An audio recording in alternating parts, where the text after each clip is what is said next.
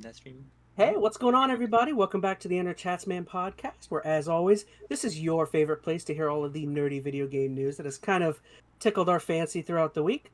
As always, on screen, I'd just like to let you guys know there are some audio podcast locations. If you would rather check that out, please do check out some of the video highlights that I post throughout the week. And as always, we'd love to hear any interaction, engagement, questions, anything you guys might have about anything. We'd love to answer them for the next episode. So we do have a new friend here. What was it? Straw Hat? We're gonna start calling you. Was that it? Kesa, whatever you want to call me. All the above. I like Straw Hat. I appreciate Straw the Hat. the One Piece reference.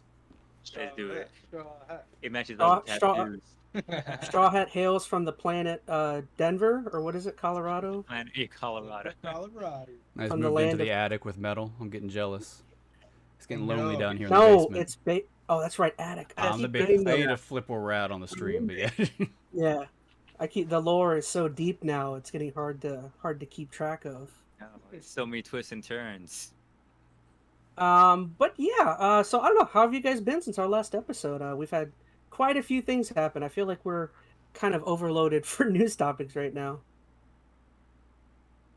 My life's been boring, so no, I'm hardly on vacation from work. So if anything, I finally got a reprieve from everything. So I'm quite happy. But there has been a lot of news. So what are we getting to? Are we talking about? Did we just? I was just gonna say, do we just want to quick mention the award show? But yeah, if you guys don't know, we're doing our first annual what do we call it? The ChazZs? the ChazZ Awards. ChazZ Awards. Well, we're gonna we'll have a little performance by our buddy MetalGamer down there. He's gonna play my iconic theme song, known worldwide, of course.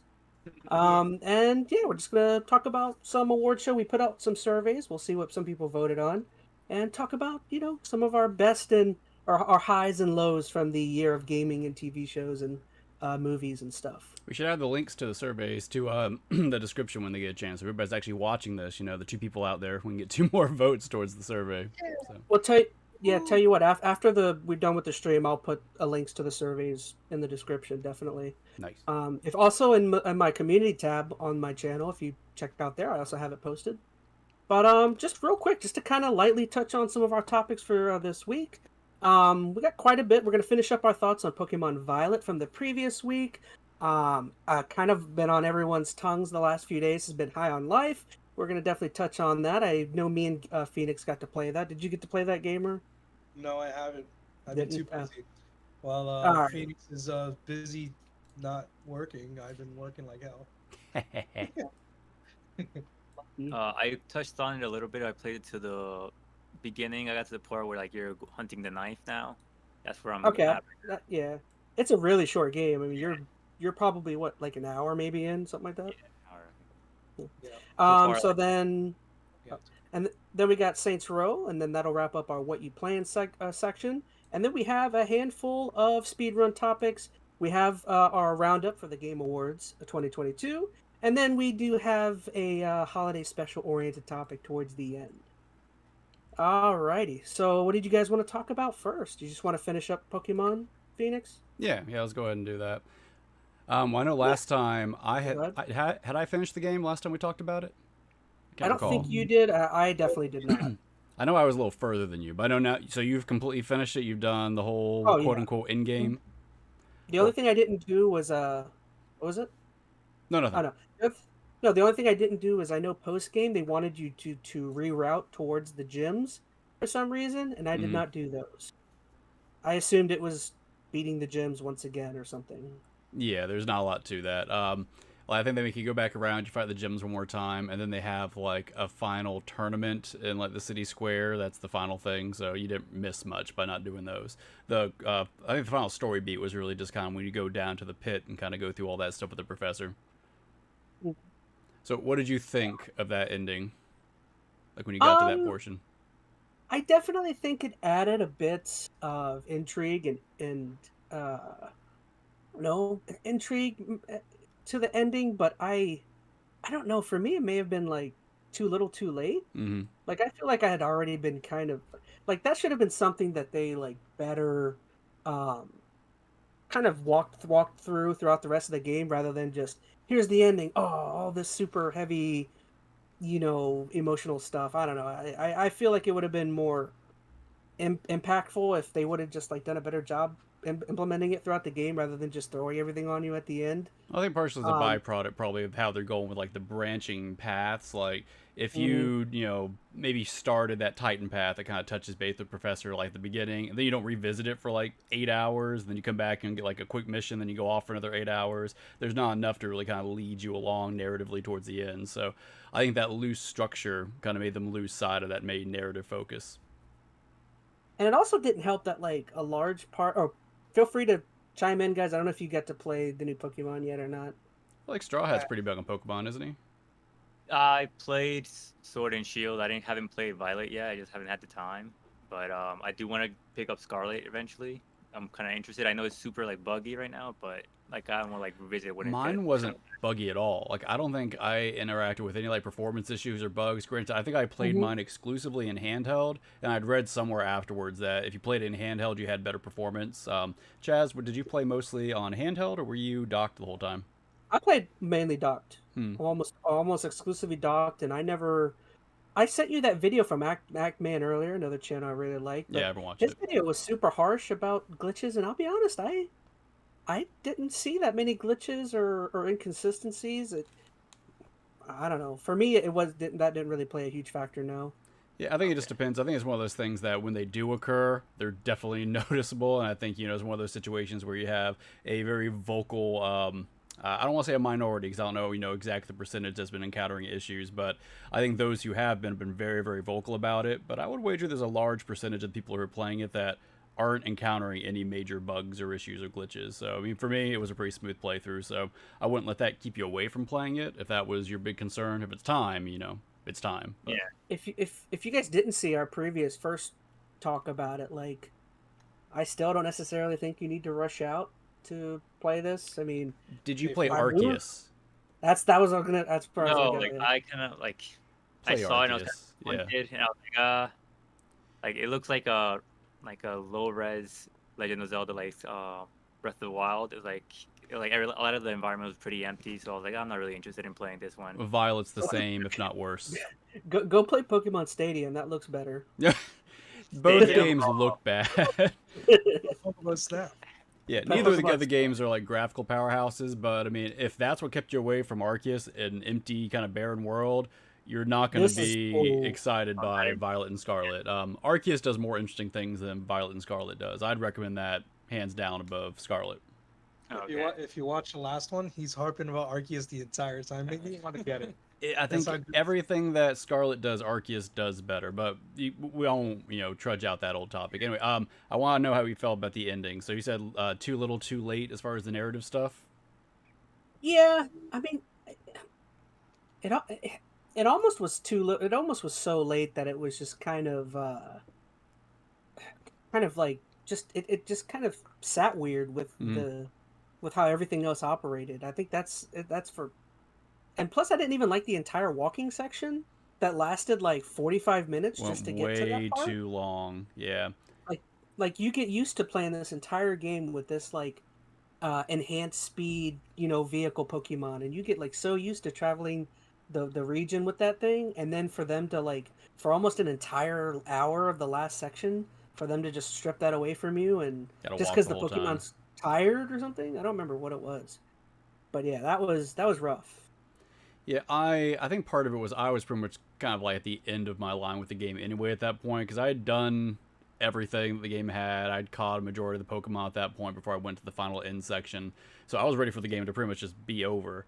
And then you get to that point, and it's, like an hour and a half of walking around. It's just, I don't know, very tedious kind of leading up to it. The narrative stuff, I mean, was nice-ish, but I don't think it made up for it by any means. I think I was just too over it by that point to really even care or have, any impact on it. I mean, the final battle was fine. I guess it was a darker, quote-unquote, ending for a Pokemon game. If you kind of think about what happened. I won't spoil it for Metal and Straw Hat down there, but people die. It's a bunch of death time. So it's kind of interesting. Yeah, it kind of makes me want to kind of play it now. Like, I've been hearing like something like weird about the ending, but I haven't really know what's going on. But that makes me curious to like check it out at least. it's so like, I don't know. It's such an odd ending that it totally like is juxtaposed to just like the rest of the normal happy-go-lucky Pokemon game. It's just like the total opposite, and it's too stark of a turn at the end for me. I don't know. Well, I think you had to make a point. If they had maybe, I don't know, kind of littered some of this narrative nuance throughout the story a little more. Like the only time they do it is when you do those little Titan battles on that one track, and that's not enough. And even that doesn't even really touch base on kind of where the story's going. It just kind of has a slightly, mature tone to the narrative, but they needed more of it to kind of, tie, I think, the world into what was happening with the professor and kind of how he ended up, where he was and all that. So I'm trying to not say any details so I don't ruin it for anybody else. But It's such a stark contrast that like it almost feels like somebody at, within Game Freak at the end of the game or at the end of the development cycle was just like, dude, we have to put something else at the end of this game because it like felt like somebody an was expedition. like, I'm sorry, exposition dump just at the very end. oh yeah, it almost feels like somebody was just like, dude, how are we going to end this? We have to end this somehow, and like, That's what do we all. do that's interesting? And it's just, I don't know, it's too much for me. Yeah, I agree. As it And it doesn't. Oh, go ahead. No, I was just gonna say the walking part also isn't helped that like we've talked about it. MaN has talked about it. So I've watched so many videos of people talking about it. But the world is so barren and lifeless walking through that like the end hour section of just dropping you in and letting you walk around this entire wide open area where there is like nothing of interest. Just And it's 1,000 all gold ducks you keep walking across. So just What 1,000 I'm worried about. Yeah. just 1,000 Pokemon just popping in within 5 feet of you.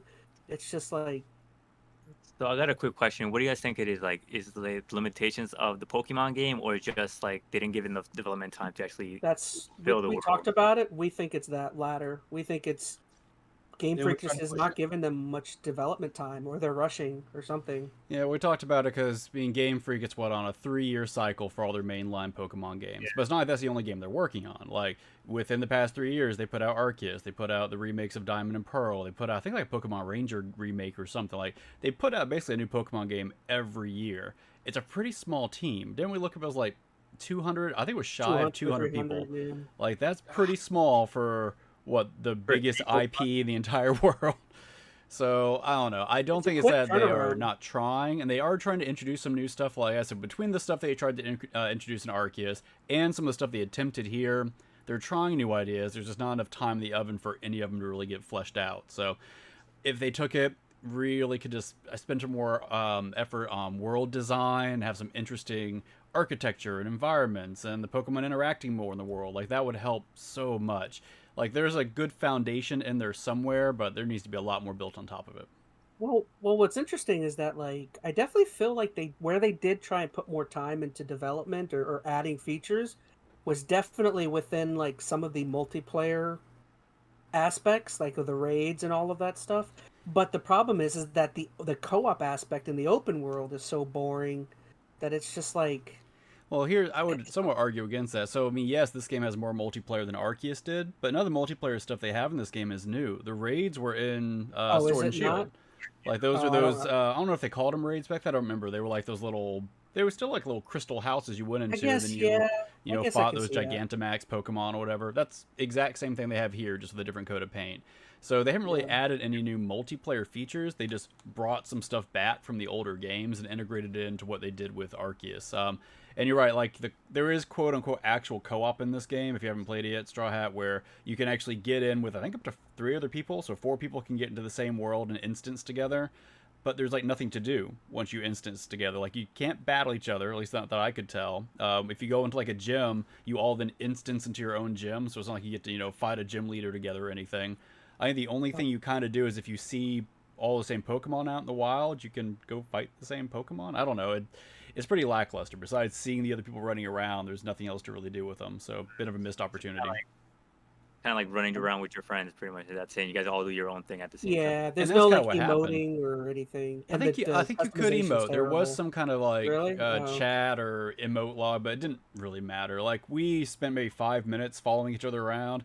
Then I just went off across the map, and like every once in a while I'd see a little thing pop up on the screen saying ChazmaN killed a Lechonk or something, and that was about all I would do as far as interacting with him, and I'd keep doing my own thing. So I don't know. It's neat that it's there, but it needs a lot more. And I think that's the biggest thing with this whole game.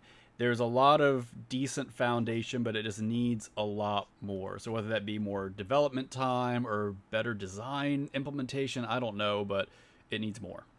So it sounds like a lot of missed opportunities too for like it is co-op to actually be fun or whatever, what have you. Like that would be great to find the same gym leader. Oh yeah, That'd be awesome. And to be fair, that could be tricky. Like, so if they set up the gym leader to be, you know, a solo Pokemon battle, and then you go in there with a friend, does it all of a sudden become a duo battle? Like, there is some weird integration stuff they'd have to figure out, but I think it'd be cool if they tried. I mean, I'm sure there's something they could do there. Like, one person could take down, you know, half, like, you know, at least in the old school gyms, you'd walk in, you have like 4 little mini trainers you have to go through before you get to the actual gym leader. It'd be cool if like one person could go knock out 2 of them, the other person could go knock out the other 2 to kind of streamline it, and then go attack the gym leader.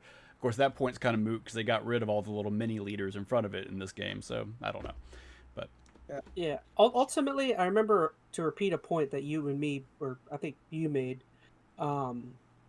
Ultimately, like the whole difference between this and Arceus is like Arceus introduced like a bunch of really cool new things and tried to do something really cool with Pokemon, and ultimately it feels like they didn't foresee the success of Arceus and the quick turnaround for this game, the development cycle, a lot of those features they just didn't think to move over. So like a lot of the best things we liked about Arceus kind of feel like they're not here, and we're kind of just giving Pokemon the benefit of the doubt that is because of the quick development cycle that in the next Pokemon game or two, we'll start seeing the things we liked in Arceus get brought over, allowing for, you know, more development time. But that's the hope. I mean, well, I'm kind of curious what they do with the expansions, because that's what they did with Sword and Shield. They took out like these 3 different locations. I'm not playing no expansion of this. He's done. He's done. Yeah, done. I'm done. Like, I'm debating if I want to finish the, you know, getting all the Pokemon. I don't even know if I care. Oh, that's a whole different task to do. Like, I actually don't even think you can, because I think in this game to finish the Pokedex you have to like take part.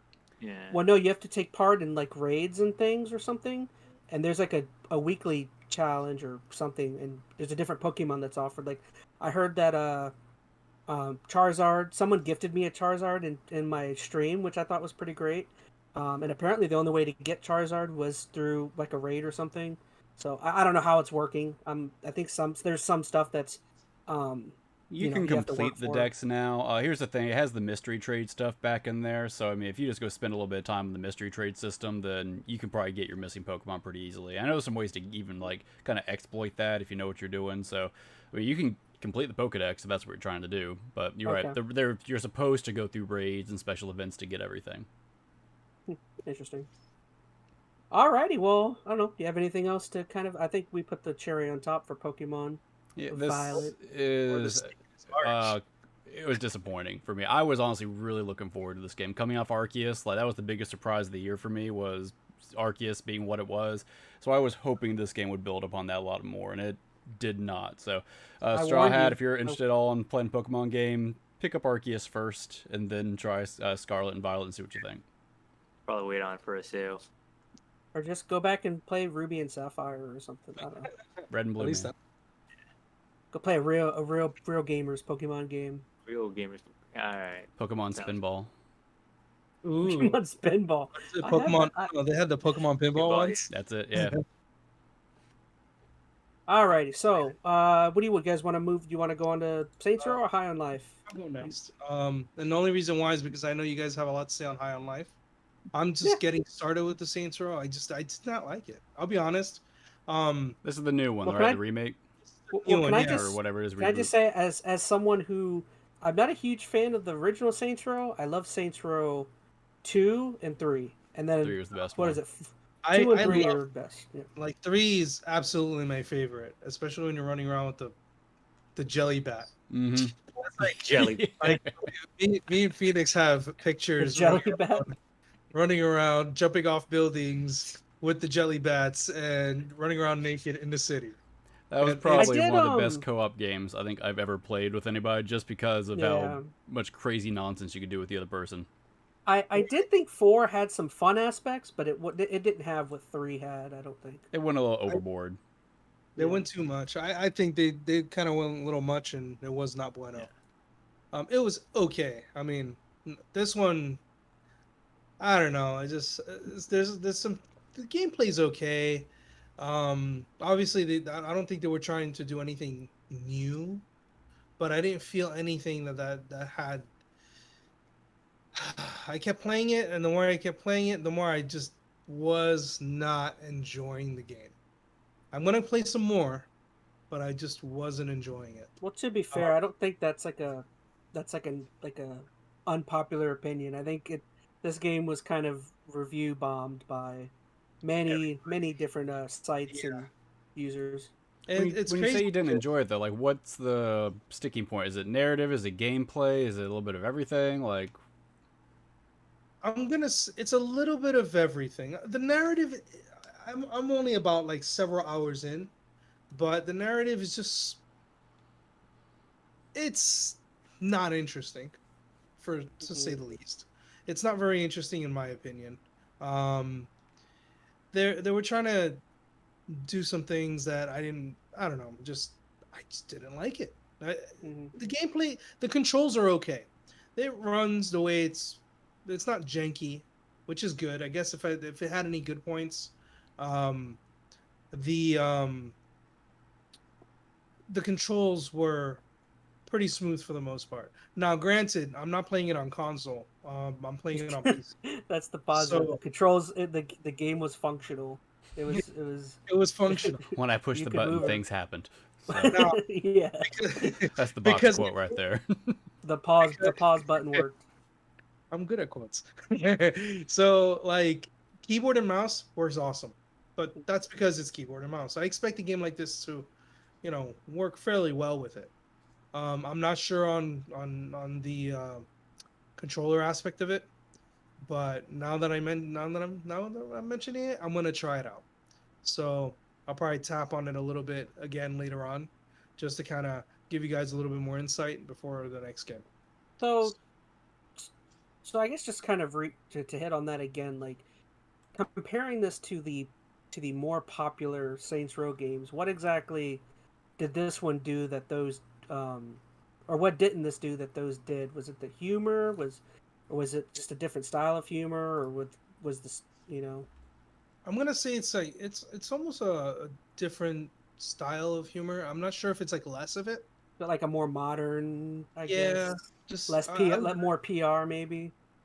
Because those older games made some crude and Get too safe. not okay jokes. Yeah, I sometimes. think it was because of I think they are playing it too safe Yeah. because of what Like, happened with compared to 4. 3, Because 3 did so well that I guess they expected 4 to do even better. I think it's like 3 was such like their highest point, and then 4 I think they went to like reach for the stars, but then everybody got so much like negative feedback because they're trying to do, like superhero thing, and I think in this one they tried to rein it in a lot, so I think that was what it was. Like they Four overcorrected.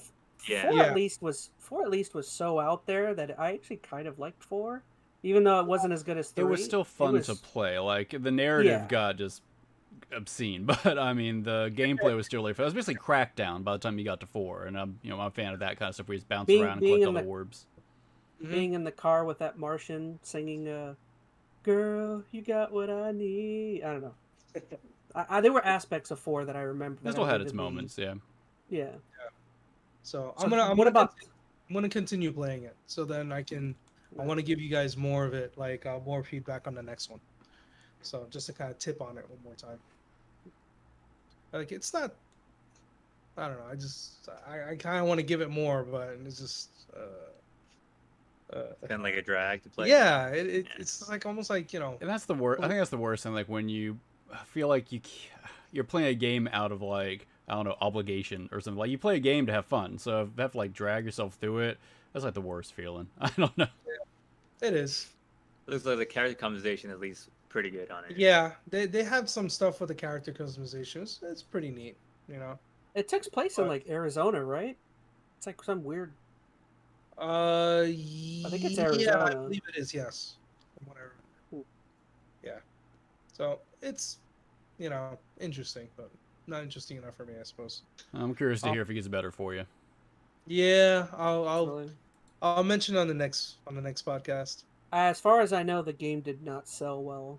It wasn't reviewed well. Did not sell well. I mean, I think I heard they said it was profitable.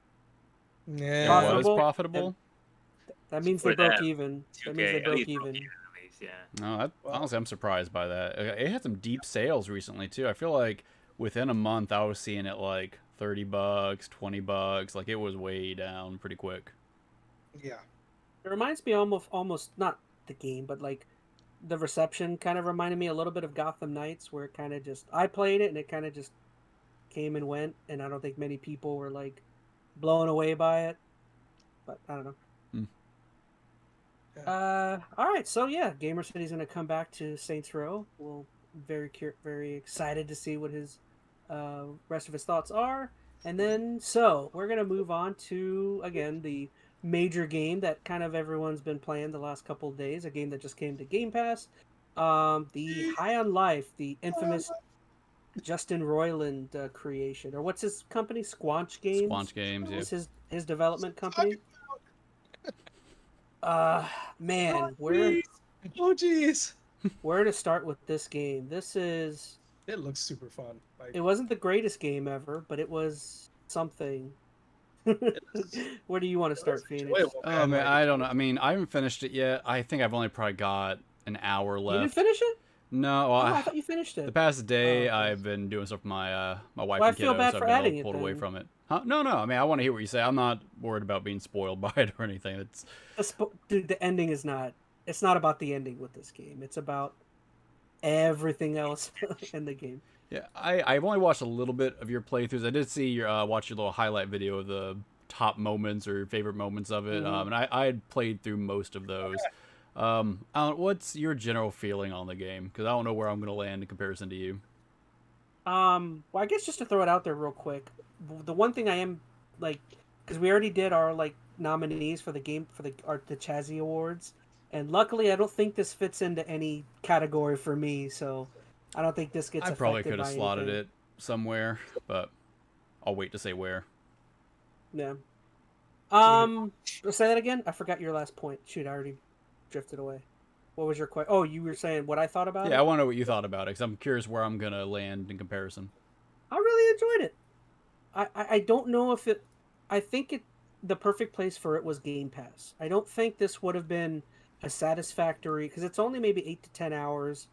I don't think this would have been a satisfactory use of, $60, $60 to $70. I think it's a $20 to... maybe it's like a $30 game. And it's perfect on Game Pass. It's a fun little jokey joke game. Like the shooting mechanics are not great. The rest of the game mechanics aren't super interesting in my opinion. Mm-hmm. The reason why you play this game is for the humor, and I don't even necessarily think the humor, because again, this is a Justin Roiland, party here, but like. I don't even necessarily think this humor is for everyone. I think this is... No, not at all. Do you like Rick and Morty? Do you like his type of stuff? If you do, you'll enjoy this. If you don't, But I think that's where I kind of landed in a weird spot. Like, so do you... I mean, you like Rick and Morty, right? Yeah. I just haven't had the chance to watch much. I've watched maybe the first season or two. Right. I think I'm mostly even caught up on Rick and Morty. I mean, like, I know a lot of people have kind of fallen off Rick and Morty in recent years, and they kind of got burnt out on it. I think I still enjoy it for the most part, probably more than some. And I didn't really care for this game so much. Like, even like the humor in it, like, so it's in the same kind of category as the Rick and Morty humor, but most of this humor felt pretty flat to me. Maybe it's because Rick and Morty, I feel like there, in general, is just some better writing happening. Maybe it's the plot that's happening with it too. I don't know, or the situations they're in. But I feel like this game is missing those elements, and it's really just like a whole bunch of little one-off jokes. Like, there's not a whole lot of like connective tissue kind of pulling everything together. Maybe I shouldn't have been expecting that by any means, but it's just a bunch of little Roiland one-off jokes. And for me, those fell flat more often than not. I feel like the types of jokes they've done have landed better in Rick and Morty kind of scenarios than they did in this game. Like, maybe it was just kind of the generic aspect of some of the stuff in this game, like the like you have it on the screen now, the generic Care Bears. They didn't really do it for me. Everything just felt a little off. You didn't like seeing the Care Bear beg for its life when it was ripped in half? I don't know. It just all felt a little too generic or something. It sounds funny, but I don't know. In actuality, watching the scenarios play out, I don't know, it didn't do it for me. And then, as you mentioned it, the gunplay is real basic. I mean, some of the guns are fun. Yeah. There are a few that are more interesting, like the Needler gun. I love the one where you have the little ball people. Yeah, you shoot the little, they're like little, what is it, Mr. Meeseeks. You basically shoot out little blue ball people all the time. Like, it has fun ideas, but I don't know, they wear out their stay pretty quick. And after that, it just gets kind of monotonous. I don't know. And one thing I will say is, like, most of, like, my favorite parts, I feel like most of the time were, like, references to other things. Like, you see, like, the weird Ninja Turtle picture in the mayor's office. Or the weird space chilies was funny. I mean, there's, like, so many, like, weird references to... I think the stuff that is funny in this game, you really have to go off the beaten path to find. If you just... And I'll tell you, I stopped exploring after a while. I think at a certain point I was just like, I'm kind of done with what this is offering, so I just kind of beelined it towards the end of the level so I can move on to the next thing, hoping there'd be something better after it. And I think maybe I'm just missing some of the extra stuff on the side, because I know that's where a lot of the references and one-off jokes are kind of hiding. But I don't know. For me, this game felt, I don't know, like it was just lacking something. It fell flat. Yeah.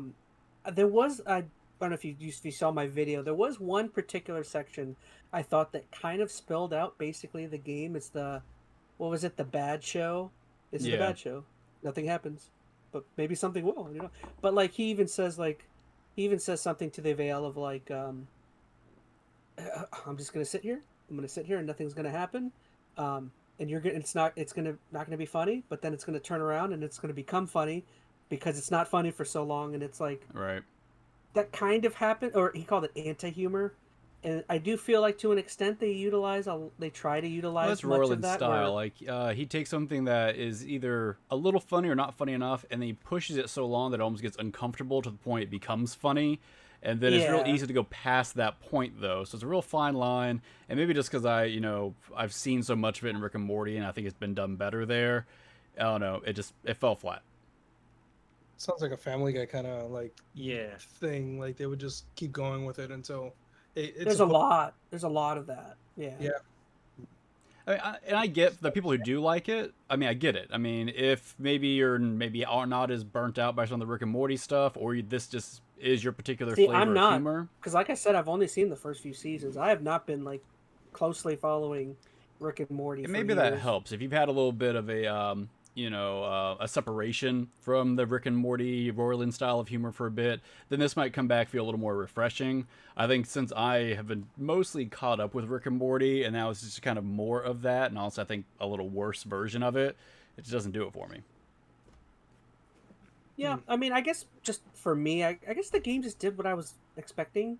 Like, it's kind of did the base of what I was wanting. I was wanting some crude humor. I was not expecting fantastic shooting or gameplay. I don't know. It did what I was looking for, and especially coming off of Pokemon, it's like a very contrasting. It's a palate humor. cleanser. It's a palate cleanser coming off of Pokemon for me, at least. I don't know. That's fair. Yeah, I don't know what I was expecting. I'm sorry. Go ahead. Are you guys any more interested or any less after hearing that? I played about an hour for it, and I enjoyed for what I played. Like, it seems pretty funny. Like, I do enjoy Rick and Morty. I haven't caught up all the way. I think I'm at the last season, but I just kind of stopped watching it. Right. But I got to a certain point. I was like, I think I'm done for now. And I had so much other stuff to do. But I enjoyed what I played. I like that when you had to choose the elevator or the gate, and there was these two little blob colored guys, and they started like trashing each other, like, which of us look like more handsome? And then I choose the blue guy, and he's like, the red guy's like, yeah, I get that a lot. I chose the red guy. He was totally. It's so funny. it's so funny because like I noticed in that section that like one of those voices is Psychic Pebbles, who's a friends of Oni. He's friends with Oni cartoons, Yeah. and I noticed throughout the game, Psychic Pebbles voices like 20 other characters. Mm-hmm. Yeah, I They wouldn't be reuse. surprised if they do. This is their type of humor, so. I actually think, and now that I think about it, there was some controversy with some of the voice acting that I had heard, because apparently, many of the voices or characters are AI generated. So a lot of people are kind of hitting on Squanch Games for, maybe trying to avoid paying certain voice actors or hiring too many people. So that's why, like, when I heard that they were receiving a masterpiece, I didn't did I see just that. see that? Yeah, that must be a joke, right? Wow. Wow. IGN really gave it a 10. How did we miss that? That's gotta be. That can't be it's real, not right? Giving it That's a 4. hold on. Who reviewed this? It's a joke. That's It so has to be funny. a joke review. Nah. All right. It'll say who reviewed it right here. Oh, I don't know. I'm gonna look it up real quick. Travis Northup. I know the name. That's crazy. No hate to Travis. I'm disagreeing with Travis, but no hate towards him. Wait, no. Okay, I'm looking at it. It says 8 out of 10. How the hell did it Oh, something. Oh, okay. It was a They joke. do Okay. switch it up. I was gonna say. Yeah. Oh, man.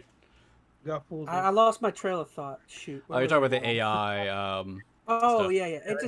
It did seem kind of crappy that like. I don't know. That This is a whole big controversy because it's not just the voice acting. Like a lot of the actual art in the game was AI generated, because that's the big thing right now. You have the AI art generation. Not a lot of it. He was saying like some posters and stuff from the game, they had AI curate certain stuff, and people are all up in arms about that because essentially it can steal styles from other artists and generate stuff that is mimicking or straight up ripping off other valid artists. So you're kind of the same thing with voice acting too. Like, so do you push for this technological innovation, or do you stand on the side of the artists that now are basically being shoved out of the way for essentially free labor? It's a weird place to be at.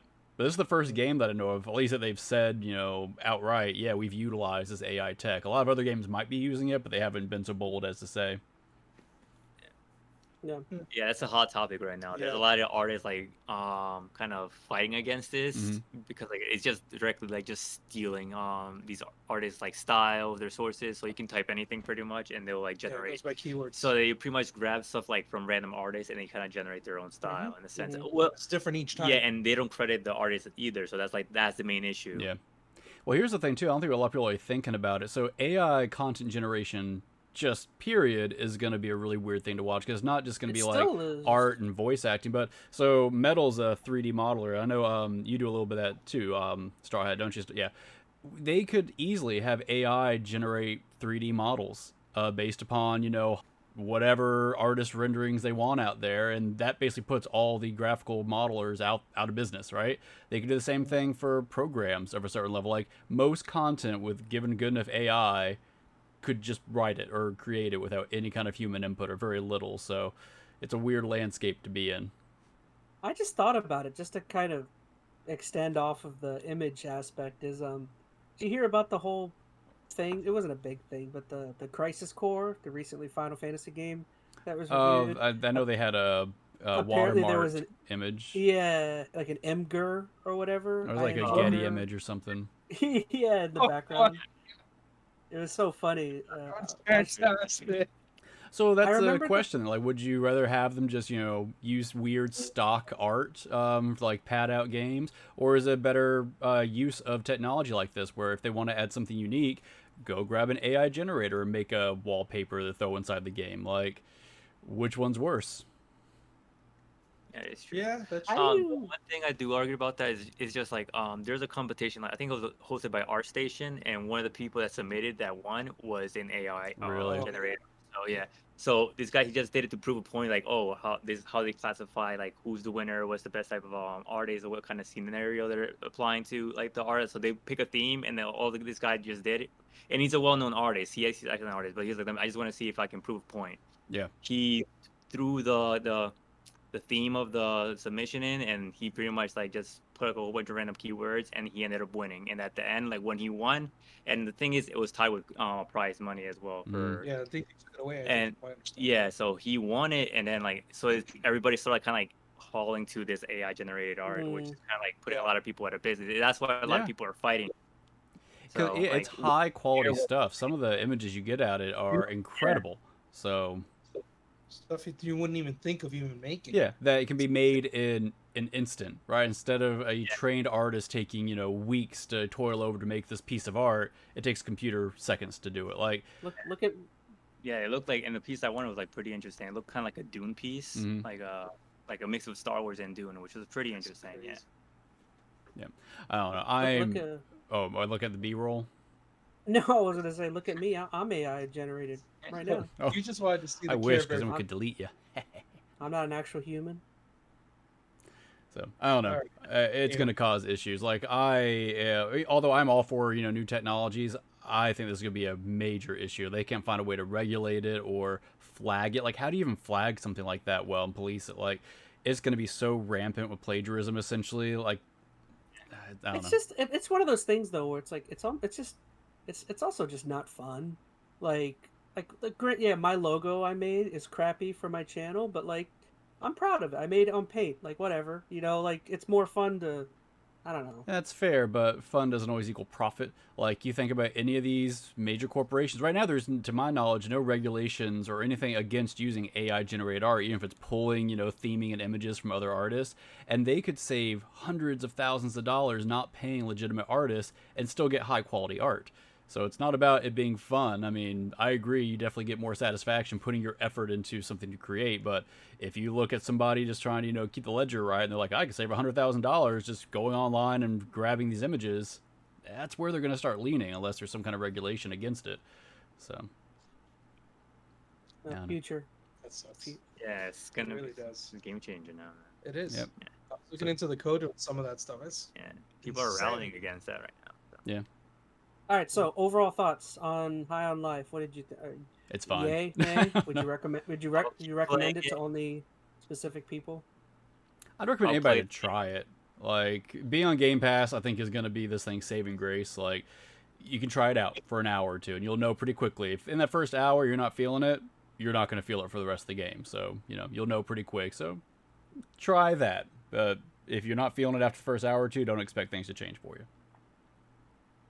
The game definitely hit at a good time for Game Pass, because Xbox has, I think right now it's their most played game as of right now for Game Pass across fronts, and it's a good time because they don't have. Yeah, they don't got. Really we'll talk about Xbox later, but yeah, they don't have much going on. It's not exclusive, right? It's on multi-platform. It's on PC, I think. It's on PC Game Pass and Xbox Game Pass. But it's not on PlayStation. I don't know. I don't think so. That's a good question. I don't think it is. I know it says in the IGN review, or it'll probably say if you flash up, like, I don't know, the first slide or something. I'm curious now. High on Life is out now for Windows, or it's for Xbox One, Series X, and Windows, part of Game Pass, Xbox PC Game Pass. Yeah, so it's probably no PlayStation. Yeah, it'll eventually end up on the other systems. Interesting. Okay, just curious. All right, so let's see. Okay, so we blasted through our what you play in section. Nice. So now we have our speedrun news topics, and just before we Wait, go do we into do the speedrun or highlights of the Horde? I just saw it. I just hopped over highlights from the Horde. Worst host. Well, if you would have waited another half a second, you'd have seen me catch myself. Nope, you got to be quick if you're gonna do this job. I love Yu-Gi-Oh cards. So yeah, we have our famous highlights from the Horde section. This is everyone's favorite, favorite part of the show. So famous that he forgot about it. Yeah, exactly. But yeah, this is where we each kind of choose something from our collection and kind of just talk about it. It could be anything. So who wants to go first? Oh, you know what? Did Straw Hat bring anything? Oh yeah, I forgot. Oh, I need to bring anything. Oh. What's it's that right. sweater? You just brought that beautiful face of yours. That's the highlight of anybody's Horde. But I guess just to kind of keep the Pokemon themes going, I'll go first. I kind of last second found a couple things, but this is 2 items that I have. They are very old. I think I got this first one from Phoenix, but I don't know what year is this from. But this is the Pokemon Battle Dome. Ooh. That's right. I remember seeing that many moons ago. Yeah, Some it's reason some it kind of. reminds me of Beyblade. Yeah, it does. It does look like Beyblade. I think it's basically like Hungry Hippos, but just Pokemon themed. My gosh. But yeah, it's kind of neat. What year Hungry is this from? Snorlax. So Can you this is Can you from. show it again? Oh, Okay, yeah, this we is. just zoomed in. Okay. So this is from It 2005. does So look it's. like hungry hippos. Hungry Hungry Snorlax. Yep. But yeah, so that's Hungry my Hungry. Pokemon Battle Dome. I think I bought it off you for a couple bucks, and you found it at a yard sale, I think, or something. That's possible. So that's one item. It's kind of stupid, but I like it. And the next item, this is famous from EnteR ChazmaN lore. I used this in an early video. It's the sleeping bag. It's the famous sleeping bag. Have your face on it? Oh, never mind. It's upside down, so you're holding it. Just showing Pikachu's Yeah. butt. Yeah, you're showing his butt. It's my famous Pokemon sleeping bag. Oh, look who's gonna be there. That's not gonna be there anymore. Oh. Probably gonna be a new protagonist. But this is officially from Pokemon. If you look on the bottom, it says like 1995 or 1996. Nice. And I got this at a thrift store for like $5. That's awesome. Nice. Yeah, That's awesome. Actually, $5. Yeah, it was Man, like $5. someone weeded that thing a lot. I even remember which. So thrift many store. 90s adolescents have sweated in that thing. Some kid has played Pokemon in there. I hope It's you real- watched it. I hope you watched it and didn't use it in your backyard. For you EnteR ChazmaN lore nerds, the one of you, if you look at one of my first pickup videos, there's a famous image of You me keep saying wrapped famous, up in Chad. it. It is famous. Do you have anyone you want to shout out that's your fans? It's up to you, I don't know. Point at the screen and be like, "Yeah, you." There's a friend of mine, Ryan. I know he's a big fan of the show. There's a couple people from my work that I actually really enjoy watching. So shout out Radley if you watch. I was just gonna say that older video is again, it's not famous, but yeah, I was in a very compromising position. I think if you guys remember, and I remember you guys kind It of was a made good fun bit. of me for that. I thought it was funny. It was super cringy, but that's what the internet's for, right? Yep. The internet's all about cringe. All right, so that's it. I just had a couple Pokemon stuff just to kind of keep. Why is unlocked happening here? Oh, All right, Metal. Why don't you go? Okay. So I was trying to find some things, and since we're probably going to talk about the Game Awards for just a little bit, and I ended up picking this up. Well, I didn't pick it up actually. I won this, and I thought it was a scam, and it wasn't. It was a real thing. So I won this on a Facebook post. I have this is a music CD for Distant Worlds. Yeah. This is a Final Fantasy orchestra. So Distant Worlds is pretty much like they play like different like songs for Final Fantasy, and it's usually like a Philharmonic that does it. But this is also like signed by, I believe it's I can't really I think it's like signed by Sephiroth himself. I think Nobumatsu signed it as well. Oh, the signature's verified? Because it could be a scam. It could just be some guy who just scribbled on it and then sent it to you over Facebook. Which is, well, no, not really, because I got an email from them. I was like, really? I was like, this isn't a scam, is it? And it's like, no, this isn't. You actually won a CD. I'm like, oh, that's awesome. Sounds like a scam. Yeah, it's to me. Arnie Roth and Nobuo Matsu. That's a fake name. So Arnie Roth. Arnie Roth, yeah. Sorry, who's Arnie. that guy? Well, he's the guy who he's the conductor for the entire orchestra. So I thought it was really interesting. May not seem like much, but I listened to it. It's amazing. Like if you love the music, I mean, I love Final Fantasy music. And this is freaking. You'll be very excited because when we talk Game Awards, there is something Final Fantasy related. So I'm excited. yeah, I got things to say too. So Final that's Fantasy. Yeah. So that's what I got. Very nice. Yep. Bring my Switch down and show it off. Oh yeah, you got your Switch. Is it a special edition? Is it special? It's like the Mario edition. It's probably the same one you have. Oh, the red one? Oh, the red one? Yeah. That one's still pretty cool. You can't find that anymore either. Nope. The red one with the game with this thing? Yeah, it's upstairs. Yeah. That thing's awesome. It's all my games. Yeah, they don't have that red color. No, not So, anymore. yeah, they have that neon red, and then that's it. Yeah, that's it's like not the the same. Mario red.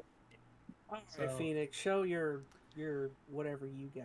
All right, Whatever. so since I kind of forced this session to be the again. quote-unquote holiday special, I figured I'd do something holiday-themed. So I brought out my Turbo Man. Oh. Still in box? Ooh. Yeah, it's not the 90s one. They did like, what, a year ago. They put out, Funko put out a remake kind of deal, so it's not worth that much. It's like, I don't know, 30, 40 bucks. But I still love them. Brings you back to the days of, watching Arnold.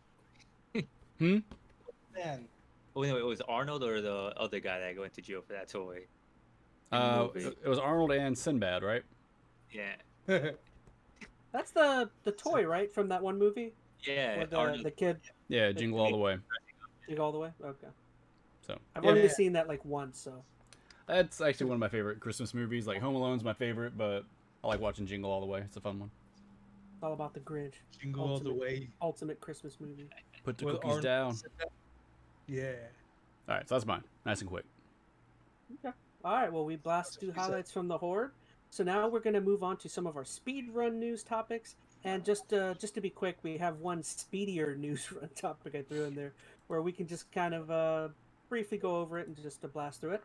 But if you didn't see, Super Nintendo World announced in Hollywood that it's going to be opening up soon. I believe the date, I got to find it. It was February something.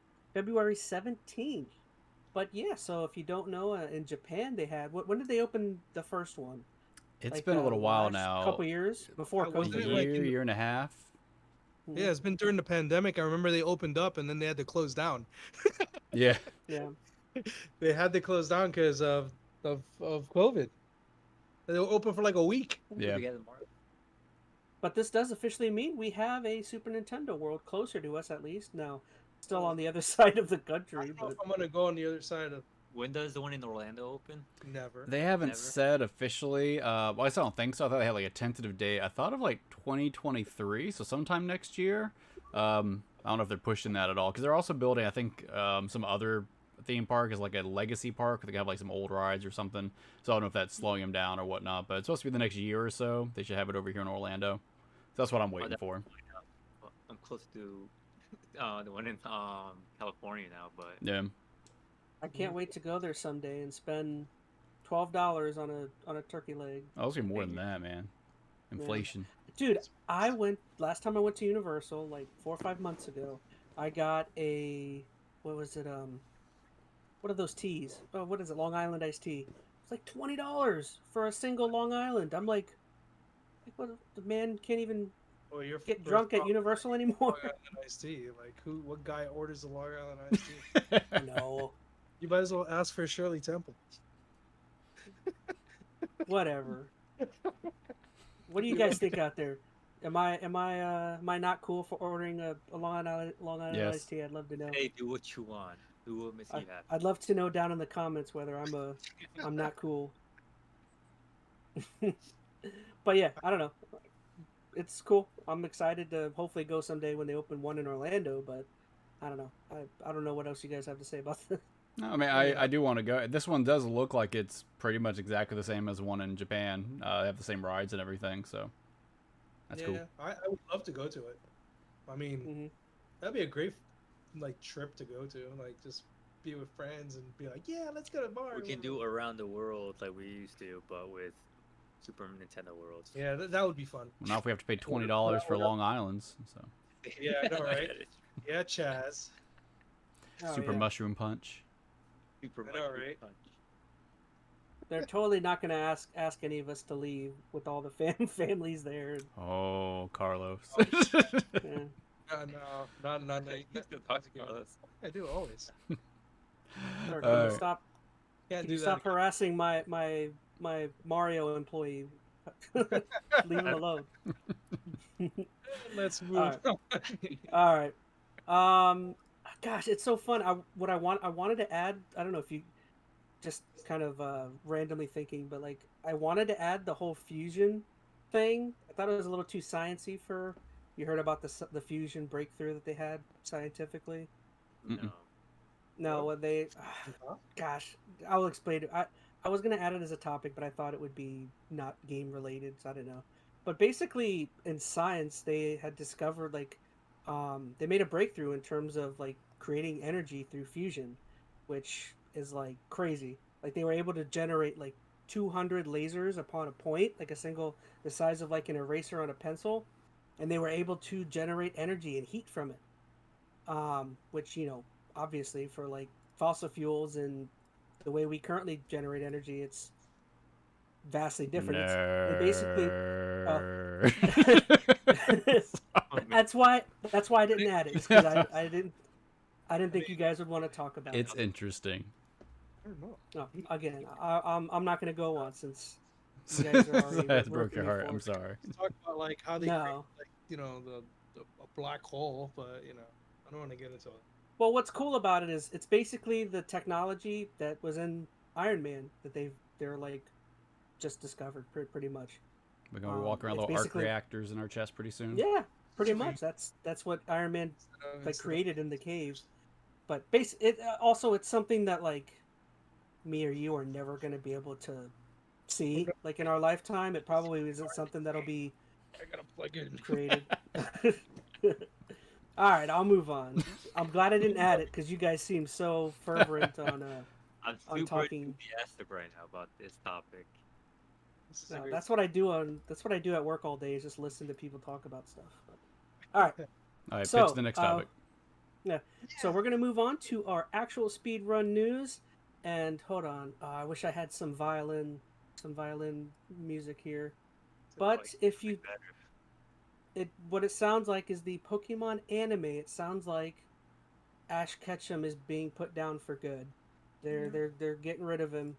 They're put It's only 25 years. Yeah. And he's still only what 21 years old. 20. He's 10, right? He's 10, but he's supposed to be like 35. Yeah. And did he even catch everything? Like No, he's supposed to? that was not. He his. did, or he just won.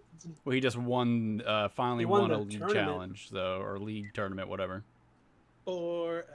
Well, I heard that like the last season he won, he became a champion, but this one is like he's like He's like a real best champion now. real champion now. He was like a pseudo champion before. Super Sand. Real Super Saiyan. So basically, it just says it was the culmination of a 25-year arc for the anime, with Ash's partner Pokemon Pikachu finally being crowd champion after years of crushing defeats. Not that Ash accomplished what he set out to The do. years of crushing this 10-year-old boy's soul. Yeah. He's a failure. Essentially, they're doing away with that storyline, and they're going with 2 new characters. He's gonna be 30 years old. They should do us a flash forward. He just wakes up. He's like 35 years old. He's like, I've wasted my life. It's like Beavis and Butthead. Freaking big fat. What they'll probably do is they'll probably turn him into like the next Professor Oak for another season or something. Can't like be that. that scientific. Oh, he can That'd be finally cool. wake up from Maybe- that coma he's been in for the past 25 years. Oh my gosh, really? That's how they should bring this all to a head. Like, put some validation on those crazy fan theories. He just wakes up in the hospital one day. He's a 35-year-old man just sitting there. He's like, I've been knocked out for 25 years. He's had a lobotomy surgery. He wakes up in a world where Pokemon eliminated the human race. He wakes up in a world where Pokemon never really existed. It's just been his 10-year-old fever dream. Yeah. It was his imagination the entire time. He wakes up like what was that character in The Walking Dead? What was it? Out of the hospital. Oh, was it Rick or Rick? Yeah. lots of directions they could take this? I'd probably start watching again if they went that direction. Yeah.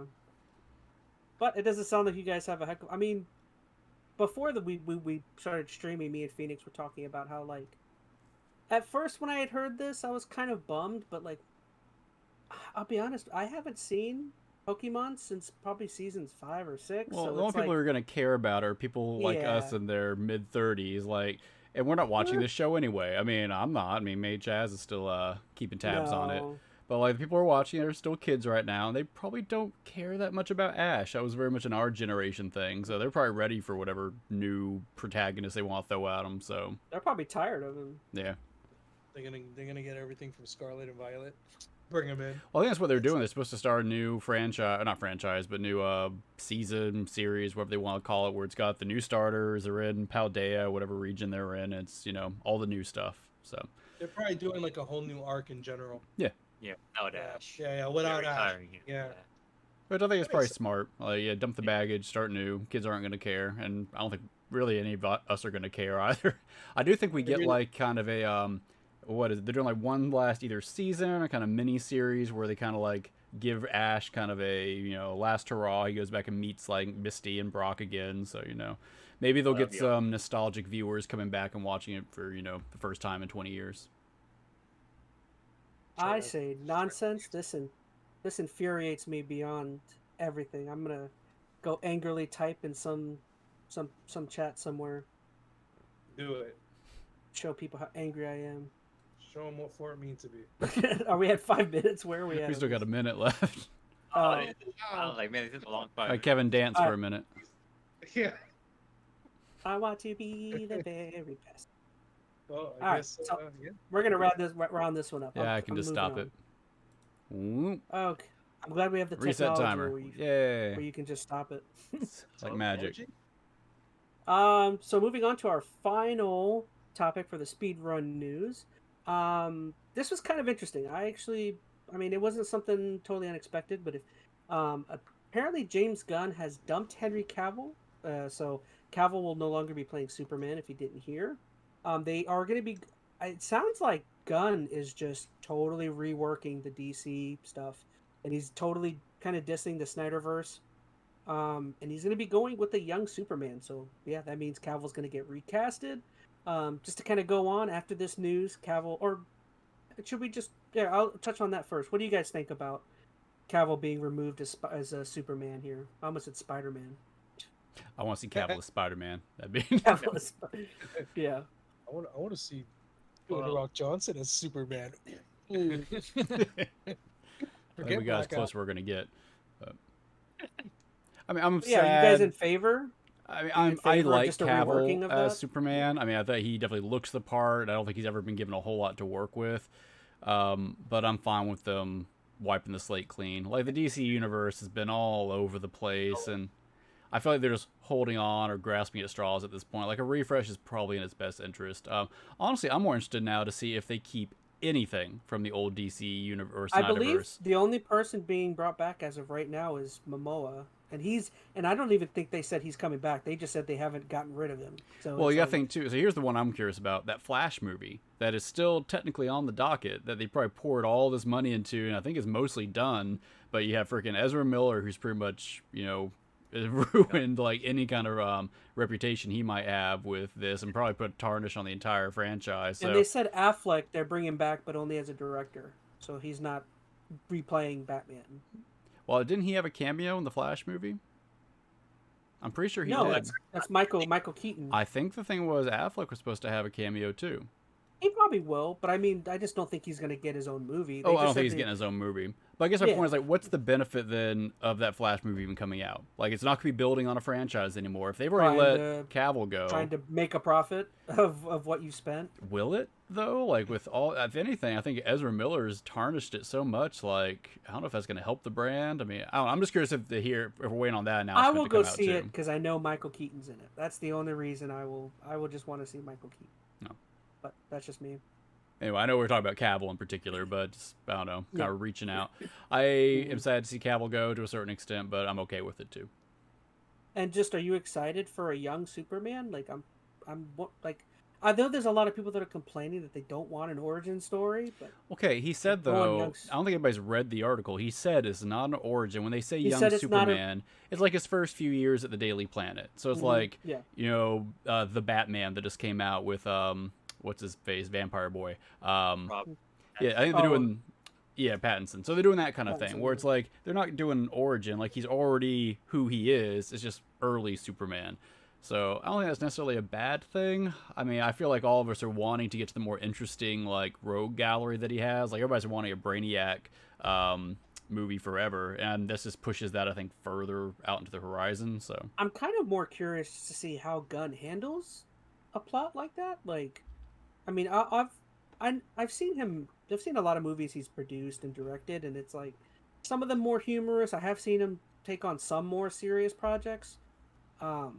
I'm kind of curious. Diverse, man. Like, I know people hear Gunn and they immediately think Suicide Squad, the new one, and Guardians of the Galaxy, which are very crass, very jokey. But he's also done some stuff that's, you know, had some earnestness to it, has been fairly serious in tone. So I don't doubt he can do it. I'm not sure if it's necessarily going to be the tone I'm looking for a Superman, but I think he's got the directing chops to make something work. He also is, like, unfortunately super sensitive. Did you see his tweets? He tweeted out like today, kind of like being angry that people are angry at him for getting rid of Cavill, and he's just like kind of on the defensive about hate on social media, and it's like, come on. You gotta have a thick skin. Well, with everything that guy's been through, especially like Disney, you know, blacklisted him for a while, like you think he'd kind of be past that, but I don't know. The whole Guardians thing of them threatening to get rid of him. If it wasn't for Batista, they probably would have gotten rid of him. So. But yeah, and then the other half of this story is that kind of new on the news front of this is that, oh, I forgot to mention the kind of messed up part about the DC aspect is that Cavill was waiting on Gunn and DC to give him the word on, you know, coming back. So it's kind of messed up that like they waited until this to do that, because then Cavill had already canceled or backed out of The Witcher. So then, when this happened, he was out of a Witcher job because of DC, and now he's out of Superman, which he thought he was going to get brought back for. Well, apparently, he also left Witcher for other reasons. At least that's the story. It isn't just that he left it because, Superman's back on the table. Like, he didn't like the direction they were taking the show, et cetera, et cetera. And he's probably accomplished what he wanted to with that role. Yeah. Here's the thing. It's not like Cavill's not going to find work. He's a good actor. Which he did. That's another part of our topic, but yeah, sorry, I didn't want to cut you off. All right, fine. We got 5 seconds, though. Oh, well, we can go on for another minute. No, we can't. But that's the point of speedrun news. The alarm goes off, we cut it. I'm removing you. You get out of here. You don't have the power. You know, I'm removing you. Where's your face? Your face is gone. So this is now the Metal, Straw Hat, and Phoenix show. Welcome. New segment. I'm gonna he said your mom was dumb. This channel's stupid. Immediately just start hating on everything. Chaz has to go onto his own channel and start like hate commenting it and flagging it, like leave me alone. Defending himself in the chat. Call YouTube. Yeah, go ahead and finish your topic. No, comment on us. No, but basically Cavill, the one good thing for Cavill is that he basically got something that he'd always been looking for. The folks over at the Warhammer 40K, world decided to allow him to direct and star in his own movie. So that is kind of cool. He did, and he has said over the years that he is like passionate about the Warhammer universe. He's been photoed with taking pictures with people at shops where they sell like the figures that you can paint on and all that stuff. Yeah, the hobby shops and all that. He's like a deep fan of that stuff, which is cool. So I'm sorry, what are his directing chops though? Like, I mean, I like him as an actor, but for him to direct a project like this, like, does he have any in-depth directing credentials thus far? Because that's what I would be most concerned about. Let me double check to make sure I'm correct on that. I know he's acting, and I thought they said something about directing. I don't know if I saw like how much control he had over the project. Like, it says he's working. They're allowing him to produce. Okay, so that doesn't necessarily mean direct. Yeah, I mean that usually means he'll have some say, depending, what type of producer he is. But I definitely wanted to double check that before throwing that out there. Yeah. Okay. Well, no, that could be cool. Warhammer's a weird IP. Like, it has some very successful components, and then it's got some stuff that falls pretty off the radar depending what you look at. They put out games like every other year, and like a couple of them are fantastic, others are terrible. That new game I wanted to see about getting you guys to play. Apparently, it's pretty good. The Dark Tide, I think it's called. So I mean, there's definitely stuff to work there. I know I'm not a huge Warhammer guy, but I have a few buddies who are. They're huge on the lore and all that. So there's definitely meat there to play with. I mean, if they can find the right way to kind of take that lore and make an interesting narrative out of it, I mean, I'm sure they can make something interesting. But it's very much yet to be seen. So we'll see how it kind of plays out. But good for him that he found something he's passionate about. No, totally agree. All right, dang, not to jinx this. I'm not gonna say it. So next up on the, I was gonna say we blasted through all these. You just said it. That's it. I know. It's I know. now. I know. Sure. No. Live. All right, so we're gonna move on to something we had talked about prior to the Game Awards. We did like a prediction video. We did two different segments on it where we talked about what we were gonna, or the award winners who we thought were gonna win, and then also a prediction from the actual show. So yeah, we're gonna move on to kind of what our thoughts were. Who here actually got to watch it, other than the nerd me? You guys all watched it? The only reason I watched it was I thought I had a chance at a Steam Deck, and that was the most painful process. Like, I don't know how it was for you guys. Like, it took forever to even get on to get a consistent stream. I had to refresh it like every minute or so because like either the winner would freeze or the stream would freeze, and I had to like ended up like opening up multiple windows, one with Twitch running it, another one with the Steam one, and I just had the Steam one on mute. It was terrible. Like, I had it where it kept going down. Yeah, I had mine where it was like you couldn't even full screen it because then you wouldn't see who would win. And it's like, come on, man, I want to full screen this. Yeah. Congratulations, MILF Hunter. MILF Hunter. Wasn't that it? Yeah, it was the first winner. Yeah, it was awful. I don't know. Second winner's name was Gabe Newell. I'm joking. He won like 4 of them. He won like four of them. It's not that I think any of us like truly expected to win something, but it just made the experience so painful. Like, the Game Awards, I'm gonna be honest, is already pretty painful. Like, I have never enjoyed watching these shows. They're overly self-indulgent. They're not about the award winners. Just, this is every award show in the world, right? It's an advertisement for stuff that's coming up. But this just made me, definitely want to swear it off in the future. So, okay, so I mean, kind of moving on to the actual announcements. How did you guys? Do you guys want me to just kind of blast through and say?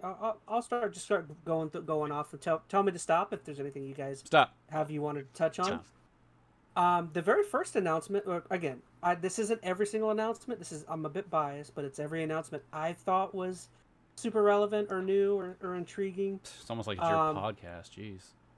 Wait a minute. Let me go back on my phone really quick. Hey. We'll just ignore him for the next few minutes.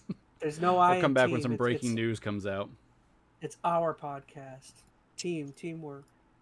But I guess the first big thing I thought was kind of interesting is I've never played Dead Cells, but they kind of announced the DLC. You just got rid of all the announcements. Good job. What a loser. Off the cuff now. There's a lot here. But what do you guys think? I mean, are any of you Castlevania fans? Nobody? Not even a Dead Cell fan out there? I like the show. I watched the Netflix was pretty good. I started playing Symphony of the Night, and that's like it's a good game, man. I got a little bit into it, but not too far though. Yeah. Something Phoenix would really like is I know Vampire Survivors that night got announced that it was getting brought to mobile, which is kind of cool. I kind of want to check that out now that it's I haven't tried it yet. It seems like the perfect kind of mobile game though, because I think we talked about the only mechanic is you move. So to actually have something like that's just perfect for a simple touchscreen kind of game. Like, that's my issue with any kind of mobile gaming is like controls are always terrible, but that seems just like the perfect marriage between portability, controls, etc. And that game's a lot of fun. I just recently played a game just like that called Rogue. Yeah, I'd heard about someone mentioned that game. Yeah, I played it this week, and I was just trying it out, and it was a lot like Vampire Survivors. As a matter of fact, it was almost exactly like Vampire Survivors. Yeah, there's a couple of rip-offs out there too. Oh yeah, but it was fun for the most part. Something neat for me and Phoenix, we really enjoyed Returnal. Returnal got announced that it's getting a PC port, which my is poor coming PC out, can't handle it. Did you see? They said something like you're going to require like 32 gigs of RAM to run it. Yeah, well, of 16 bare minimum just to kind of get it off the ground. They said 32. To have a decent experience, you have to have 32, which that's ridiculous. I got 32 gigs, so, that's double of what I got. 64? I'll just play it on my PS5, lose. Not kidding. That's I can't imagine it's going to be that much more incredible than the PS5 version, but then again, you know, PC comes with extra bells and whistles, 4K, etc. So maybe. It looks so. Is the keyboard and mouse controls? I think that's what everybody's been harping about. I thought the controls were great on it though, just the way they had the control implementation. But have either of you played it? Metal Straw Hat? Man, okay, so when it does come out, if you guys can actually handle it, both you guys should get it and play it together. Like, it's a fantastic game. I recommend both you try it solo first to see how good you are, and then if you realize I recommend try it solo. Because it's one of those, you know, it's supposed to be hard kind of games, like a Hades kind of feel. You want to kind of fight through it. But whether you get stuck or you end up just, you know, getting bored and want to play with somebody, the co-op's fantastic in it. So, highly recommend Returnal. It's so much fun. It's really fun. So next... So next is an interesting one. There was a game called Hellboy Web of... I kind of brought... I don't know. I don't know. I thought this would be too much to try and do to try to follow up with the B-roll. But there was a game called Hellboy Web of Word. It's the only super interesting thing about it is, I mean, it's Hellboy. It's cel-shaded, and it's developed by some of the former developers from Lionhead, which means this game has some people who worked on the original Fable games. And also Dark Horse Comics is leading the actual plot and story aspect of the game, which is kind of interesting. Yeah, anything you guys would care about? Anybody a big Hellboy fan? Not a big Hellboy fan. I mean, I haven't watched anything since like the original what's his face movies. What's his name? Crap. Who was the original Hellboy? Oh, Bruce Perlman? Yeah, it's Perlman. So I mean, I watched both of those, but that's about my Hellboy knowledge, about extent as it is. Yeah. There was that. There was a game I thought it was interesting called, Viewfinder. It's an interesting looking indie game that kind of to me was kind of reminiscent of like Portal. It all like kind of surrounded like something about photos, and the photos would kind of meld into one another. I didn't really see that. That was pre-show. Some of these are pre-show I'm in right now. Yeah, I didn't watch any of the pre-show. I probably missed some of the announcements too because the stupid Steam stream probably crapped out on me during half of them. So. Womp womp. And then just to kind of blast through a couple more of these. One I actually am super excited for is Atomic Heart. All they did was show another gameplay trailer, but that comes out I think mid-February. It's like middle or late February. I'm super excited for that one. It's going to be on Gamepass, so you guys can expect me to definitely stream that one when it comes out. It kind of looks Bioshocky a little bit. I'm trying not to get my hopes too high. That is also a game that was affected by a lot of the Ukraine-based stuff. So that because it's a Ukraine-based developer, so like that game's been pushed back much due to that. There's a game called Scars Above, which that was like this is an interesting one, Phoenix, because it very much looks like Returnal. If you get to go back and look at it, it like almost exactly looked like Returnal, just like with some slight differences. The game Replaced got another trailer, which this is a game that's been shown at many Xbox events. That again is another Ukrainian-based developer. That one didn't get a date, but it's just kind of good to see a trailer that that game is still kind of coming out. And then who's here? Anybody Street Fighter fans? Ooh, Street Fighter 6 all the way. Yeah, so they announced 4 new or was it 4? Yeah, it was 4 new characters for Street Fighter 6.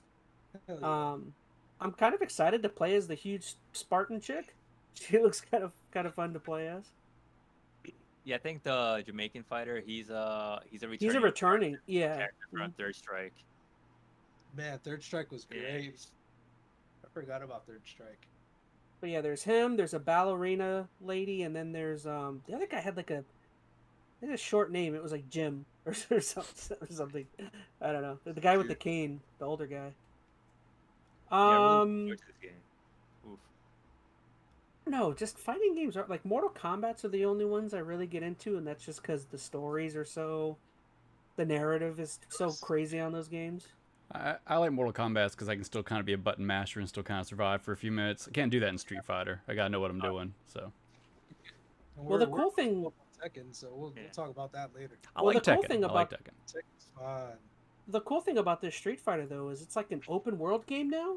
There's like a hub, and you can like. I don't know if it's open world though. I mean, it does have like a hub, but open world might be the wrong definition for it. Yeah, maybe kind of a linear campaign. You create your own character from there, and then you kind of go into like the streets and meet like all the Street Fighter characters, and you can learn from them. And there's like a main story with them, and it follows your character around.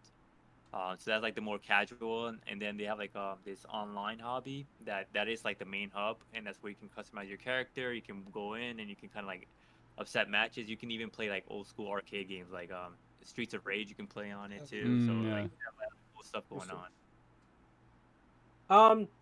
Just to kind of throw in a couple of the actual like I guess of happenings that happened there. You guys were talking about the what is it, the Steam Decks, and it was I thought it was super hilarious. Christopher Judge right at the beginning won best performance, and he went on for I think it was almost exactly 20 minutes for his speech. And I just thought it was hilarious because Jeff Keighley, like the rest of the beginning of the show, just seemed so flustered. And he mentioned it like a couple times. Yeah. Oh, well, we're giving away a few more Steam Decks. Yeah. I think that was like funny. A big thing. Like he was trying really hard to keep this awards show shorter. Like last year, it was like over 3 hours. They're like, hey, we're keeping like 2.5 hours. We promise everybody. And you have freaking Judge get up there and talk for like half an hour. Oh, I mean, the fact that the music, and then they tried to usher him out, and he just kept talking. Oh, I felt so bad when they started playing him off. I was like, oh no. But come on, man, that's too long. Like, you got to be a little more self. I don't know. Yeah, come on. I agree. Okay, so we are officially at I'm biased, but this was my first big announcement that I was like super stoked for. Did a video, put it on my channel of me just reacting to it. But if you watch my video, I was like, I saw the Supergiant logo and I was immediately like, oh, what is it? And the whole time I kind of thought it was going to be Hades, but I didn't know if it was Hades 2 or I kind of thought it was going to be a DLC because if you don't know, Supergiant up until this point has never released a sequel to any of their games at this point. So like this is the first actual like sequel that they've done to a previous game. But yeah, what do you guys think? I know Phoenix was a huge are all of us Hades fans? I know Kyle was, I think. Or our other buddy, I should say. It's good. When I saw the artwork, I already knew. I was like, these two already. There was no doubt in my mind that it was Hades. I was like, I knew it. So. And it looks so good. The gameplay looks. It looks just like. Like it. Like the slightly better, maybe effect graphics by a slight hair, but. See, that's all I want. Like, I'm super excited for this. Like, Hades is like my game of the year for like the past like 4 years ever since it came out. It's one of the best games I've played in the last like decade. So as long as they don't, muddy the waters too much here, like I'm sure they're gonna add a couple of new things, but for the most part, at least looking at the gameplay, this looks just like straight up Hades. So as long as it continues to be that, I think it's cool too because narratively, it's reverse Hades. So instead of trying to fight to the surface, you're trying to fight into Hades, essentially, or fight into hell. So I thought it was kind of neat. There is kind of some people are kind of like wondering about who exactly she is. Is she Hades' daughter? There's some references that she could be what's his name's what's Zagreus? She could be Zagreus' sister, or she could be Zagreus' daughter. She could be Hades' daughter. I think she says, "I'm coming to rescue you, Father." During this point right here, I mean, she's clearly supposed to be in their lore. So Hades' Zagreus' daughter. Sister. Yeah. However you look at it, Hades' daughter, Zagreus' sister. I mean, they're playing pretty fast and loose with the mythology here. Like, from my understanding, this character doesn't have a lot of lore, and Greek mythology is pulled in so many different ways that it's hard to get a consistent mythology out of it. So they can do whatever they want here, and honestly, I don't care. They'll add their own flavor to it. The gameplay, I'm sure, will be rock solid, so it's gonna be a good time. Yeah, I was super excited seeing that when the Hades 2 logo popped up. I was like, no way. Yeah, I don't know, but yeah. So that was for me. That was the first major thing that I was, I should have stood up for. I didn't stand up for it. I apologize, Hades. And then right after this, this is something I have to mention. I was so disappointed that they followed up this reveal with the next reveal immediately, because the next reveal I couldn't appreciate because I was still like overshadowed. I was overshadowed by Hades 2. I was still talking about it in the stream, and I didn't even realize like into the next video I'm like, holy crap, this is Ken Levine's game. See, I didn't realize that until I just looked at your notes. Like, I remember watching the video, and I'm like, that looks just like freaking Bioshock. And then a different name popped up. I'm like, oh, well, that's not Bioshock. And now it's got the director behind it. That's pretty awesome. I remember seeing this, and I was like, I got excited too when I saw this. I was like, during this part, I was still talking about Hades 2. I was so mad that I missed it. You know, I missed all this stuff. I don't know. But yeah, it's Ken Levine's first game since Bioshock Infinite, so I'm very curious to kind of see where they're going. I mean, the art style looks just like it. Gameplay looks kind of like Bioshocky. I don't know. Like that scene right there looks like it was ripped right out of Bioshock 1. Mm-hmm.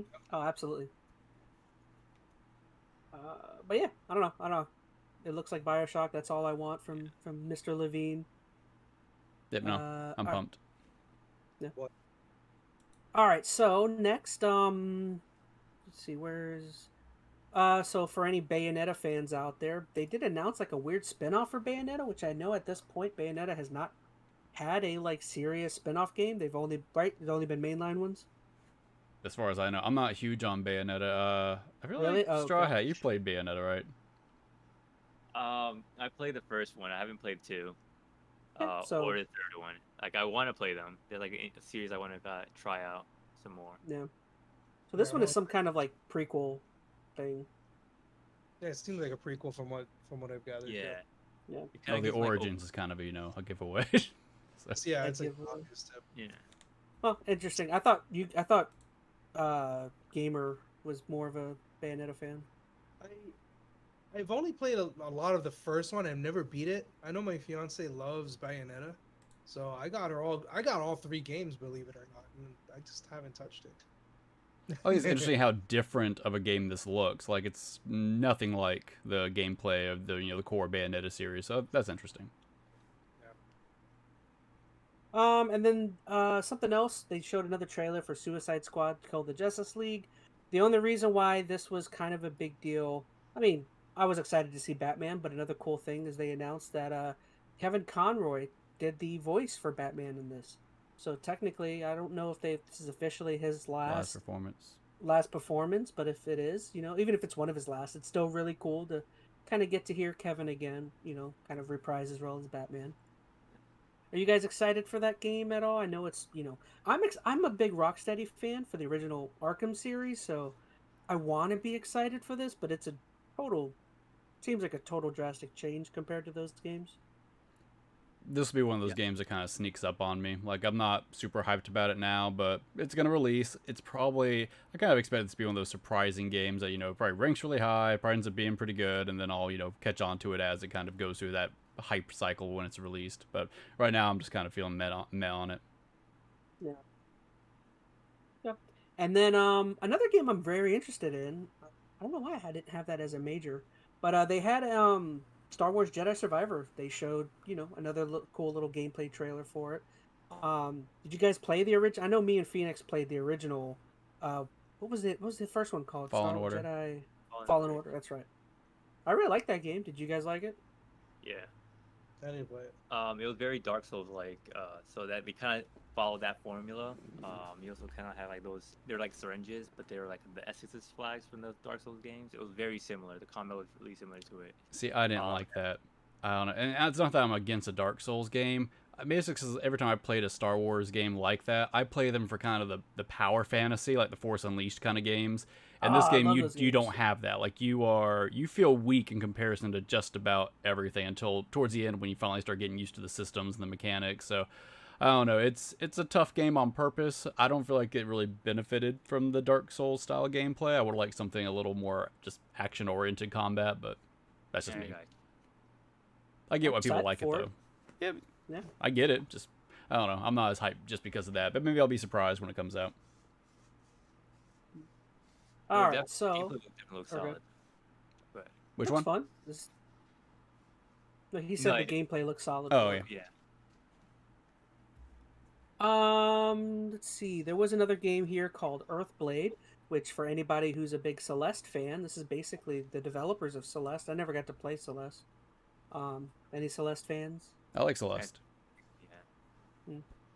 I think from what I understand, this is artistically is the same, right? It's kind of bitty, or 8-bitty, or Bitty. 16.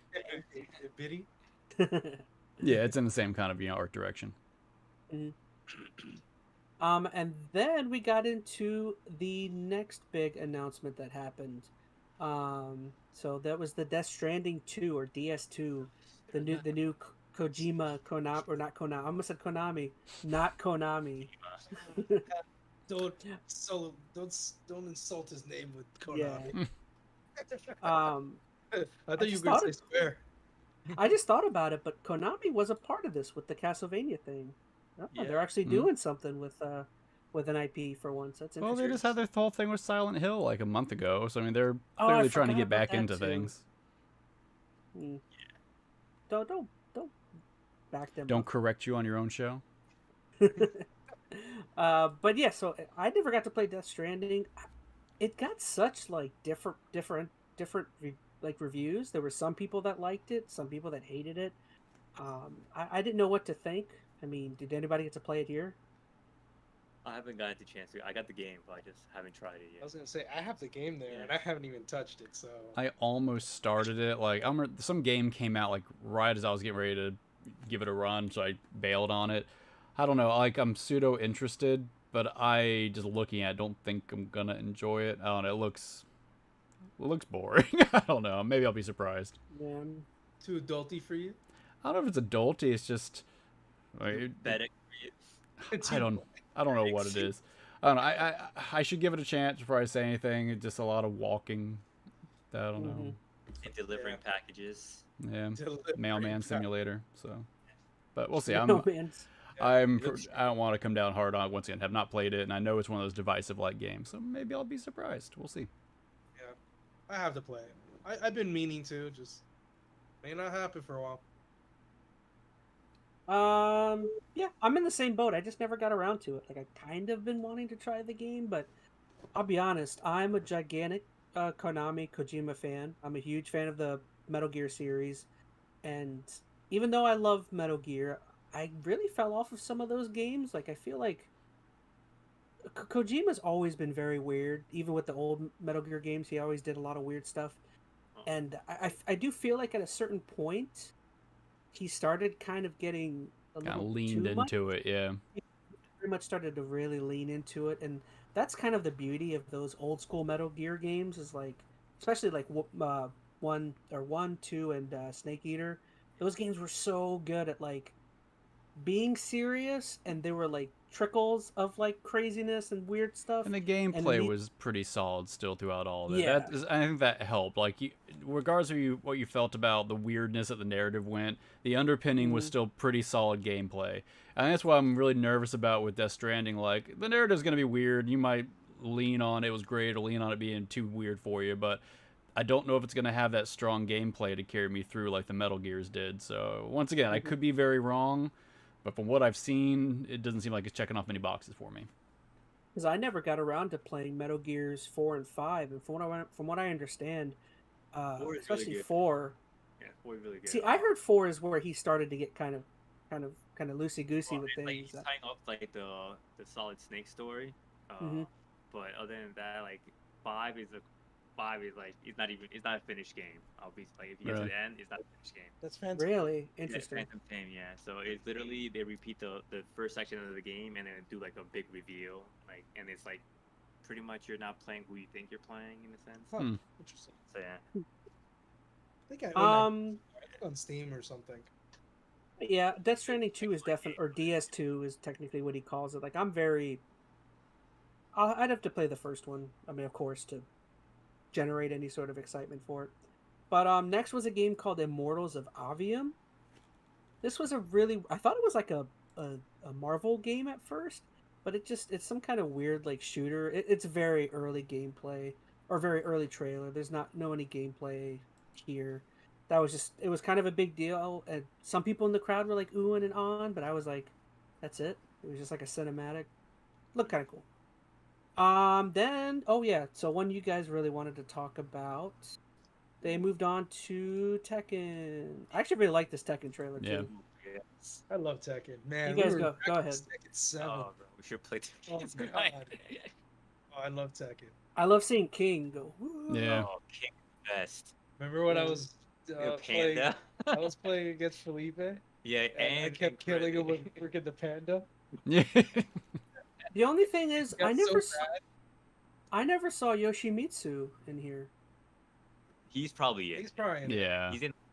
In the Yeah. whole cinematic, you don't see Yoshimitsu once, and I was like, he's I'm great. so excited for this game too. Oh man, it's like solid. If you're a button masher, it's like a button masher's dream. Yeah, I love Tekken. Like I said, I'm not huge on fighting games, but yeah, this is like the button masher's like fever dream right here. I always loved Eddie. That was I think he's in this one, isn't he? It's the one to go to. Yeah. Is Eddie the white guy with the flat top? No, Eddie's the capoeira fighter.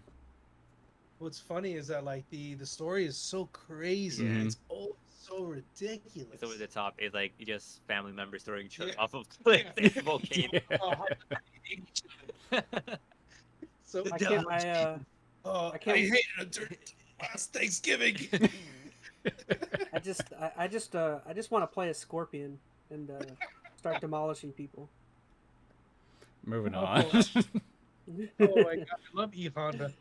I love E Honda. Guile. All right. So, move on from Tekken. We did also another one I was super excited for is we got a performance and also Say it. where's Diablo You're 4. You're- So I know Phoenix knows someone who's a super big Diablo fan. Are you excited to buy 4 more copies of that game? No, I tell you, I am actually really glad to hear that it's cross-platform though, because like I was wondering, like, am I gonna have to buy like 3 copies on PC and upgrade my PC and get one? Like, I can go get a copy for the Xbox Series. My wife can play it on that, and then I can play on the PS5. We can still play together. So like that, I think is pretty awesome. You're also gonna have to get like the Diablo console edition or whatever. Whatever, probably. No, she's got her was it Diablo Switch? That's the only console she's getting. So Yeah, mine is the same way. We got the Diablo Switch back there. Yeah. With the base. But you know what's funny is that, and I was thinking about this the other day, was not many Switches got like special things on their like bases. the bat, yeah, that's one of the did it. few. Yeah, like they have like the prints and stuff. really? Yeah, dude. And then Okay, the okay. actual Switch itself, in the back of it, actually has prints. Yeah. It looks awesome. Like every It's not- piece of it has some kind of bit of art on it, and I like is that it's the subtle art. It's not like crazy. It's like kind of like the matte versus gloss imagery on it with the black hues. Like, wow, it's a classy special edition. Yeah. They did a good job on that. Yep. Mhm. I'm like this close to getting that stupid box though. No, the Oh, $100 it one that doesn't has come- no game. I was gonna Right? say there's no That's game with it. It's like classic Blizzard, bro. You offer something amazing with no game, and that's the physical copy. Get out of here! Like, No, $120. Get out of town. it's not worth it. What is No, it? I'm Don't do it. Anyway, It comes with I- like It's got The one a thing I cloth didn't- mat, I know, which that's I think the cooler part. It's got an art book. a steel something. book. I think it comes. No. I don't know if it even had a steel book. game that's interesting. Oh man. And other games have done that too. It's not like that's unheard of. It's stupid. I mean, I get it though. I mean, you gotta think. Okay, so you get the game on the disc, and that disc is useless after the very first update. And especially with these Yeah. kind of long-term live service games, like what was it, Halo Infinite when it came out, didn't even put most of the game on the disc. They put like 10% of it. You had to download it anyway, so it doesn't matter. It's stupid, but I guess it doesn't matter. I don't know. I mean, they could easily just put a code in there and call it a day. Like, That's true. Yeah. That's whatever. We're getting to the point though where I mean discs are just going to be gone by the next generation anyway, but that's a whole nother conversation. I'm excited for Diablo 4 anyway. Yeah. It looks good. I'm Looks good. super excited. I'm still kind of curious, like, if this Activision deal ever goes through, like, Shall see. Is That's this- like that's right now. That's like is this 2 going to weeks be on away. Game Pass? Because I know they're still not saying whether this is going to be a Game Pass title or not. They're tentatively saying what consoles this is going to be on. They haven't Well, announced one way or the other. I bet they will. Like if Microsoft owns Activision, they're going to want to do as much as they can to make that money back as quickly as possible, and that just makes the most sense, is to get it on Game Pass and bump up that subscription rate even higher. So I'd be surprised if they don't go that route, unless there's some kind of pushback from regulators that say they can't. But I don't know. We'll see. Yeah. So next up, they showed Horizon 2 Forbidden West Burning Shores DLC. If that's something you care about, I know Phoenix wasn't super big on that game. I'll tell you, like, 'cause I played the first Horizon, and when I played the first Horizon, it was after they already had the Game of the Year edition, had all the DLC in it, and I really enjoyed that. I kind of wish I would have done that for the second game, because I am not going to go back and play the DLC after the fact. Like, that game was good, but to me it was a little disappointing, because it's very much more the same. So maybe this DLC would have added to it, but for me it's gonna be a little too late kind of thing. So if you're interested in the game, it's good. I would hold off till like the Game of the Year edition comes out and then get the whole thing and play through it. Next was something super interesting. They announced a new Transformers game called Reactivate. This trailer was kind of deceiving, or not deceiving, but it did not look like Transformers. It did not look like Transformers. And then at the last second, you see some hands, and it's like, oh, I saw the yellow is what really triggered it. I was like, that looks like Transformers. I like the logo. Trailer. It probably was when my stream went down. Yeah. It probably happened when you were trying to win a free Steam, Yeah. Steam Deck. So yeah, that was an interesting one. They had a whole thing with what's his name? Keegan-Michael Key, I think. Oh, and his terrible explanation of what's going on in Toad's hat. Of what's going on in Toad, yeah. My stream died during that part, but I caught like the recap of it. It's just a new. That was like the worst delivery. Like, you think you got these actors up there, but they were just like so out of their element. They have no idea what video games are all about, even if they're in a video game movie. I almost thought he was gonna make like an adult joke about the mushrooms and stuff for a second, and he never did. And I was like, that would have been more on brand for a comedian. I think it's very much, with these kind of game shows, like they walk that line so they can stay appropriate for all ages. So it's a very just kind of, cleansed, however you want to look at it, award show as far as what they say and what they don't. So they couldn't go that direction if they wanted to. But so yeah, that was that. What did you guys think of the trailer? Oh, sorry, good. Super Mario update. Did you guys like the new trailer? I thought it was good. Like I think I'm still standing with you on the whole like voice thing. At the end of the day, I think it's gonna be perfectly fine, and I'm gonna have fun watching it. I'm gonna watch it anyway. It looked like a fun movie. Yeah, like everybody's talking about Chris Pratt's voice, like, and I get it. Like, he's probably the worst part of the whole movie because like his voice didn't really match Mario. But other than that, it's fine. Like everybody else, like it's like perfect pick. Yeah, I don't think it's gonna matter. Like, you're right. I mean, it's not like he's doing anything overly exciting with it, but Mario, if you go back in the day, has taken on different types of dialects and whatnot. I still remember like the old school Brooklyn kind of feel he had in like the Super Mario Brothers Super Show, and he's got a little bit of that going on here. It's fine. It's gonna be a fun movie. Yeah, I'm looking forward to it. You're all wrong. I'm definitely gonna see it when it comes out. Same day, like, or the day before, or whatever. My kid is so excited about it, man. Look forward to that. Oh yeah. All right, so just to kind of get through these last few, there was a game called Meet Your Maker that I thought looked pretty interesting. It was a kind of an interesting little like create your own levels, or kind of, it looked very kind of Hades-like almost, except shooter oriented. I thought that looked cool. There's The Witcher 3 is getting a next gen update. Anybody is a fan of Crash Bandicoot here? Back in the day, I was huge on it before. Right now, I don't know. Well, they brought back the live action mascot suit. Yeah, I thought that was pretty funny. Hilarious. For a second, I thought this was like a MOBA of some kind. Yeah. It's some sort of like 4-player battle game. I don't know if it's like Team Fortress or what. That's you. Sorry. No idea. So I'm not interested. I type more. stuff. Yeah, like, I'm more of a fan of the platformer aspect. I don't know. The multiplayer Crash games never really interested me. They always felt lacking comparative to like similar games. Like they were fine for quick play with some friends, but they never seemed like they had a whole lot of depth to it. I mean, maybe this will be different, but I don't know. I don't care for it. Yeah, I'm in the same boat. Oh, that's right. I always forgot that'll be owned by Xbox too if that deal goes through, the Activision. So moving on to a really interesting game, there's a new game coming out called Crime Boss Rockay City. To me, it almost looks like GTA. It just looks like some kind of weird GTA clone. They got a bunch of famous actors in it.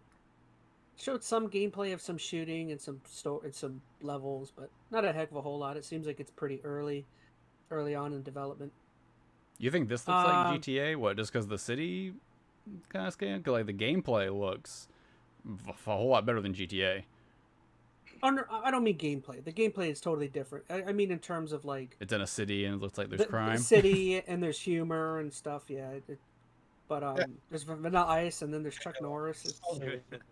It looks fun. I kind of am interested to see more of it. I like the fact that they have yellow. Like, Vanilla Ice, most known for Ninja Turtles 2. Of course, everyone knows. I don't know if that was interesting at all.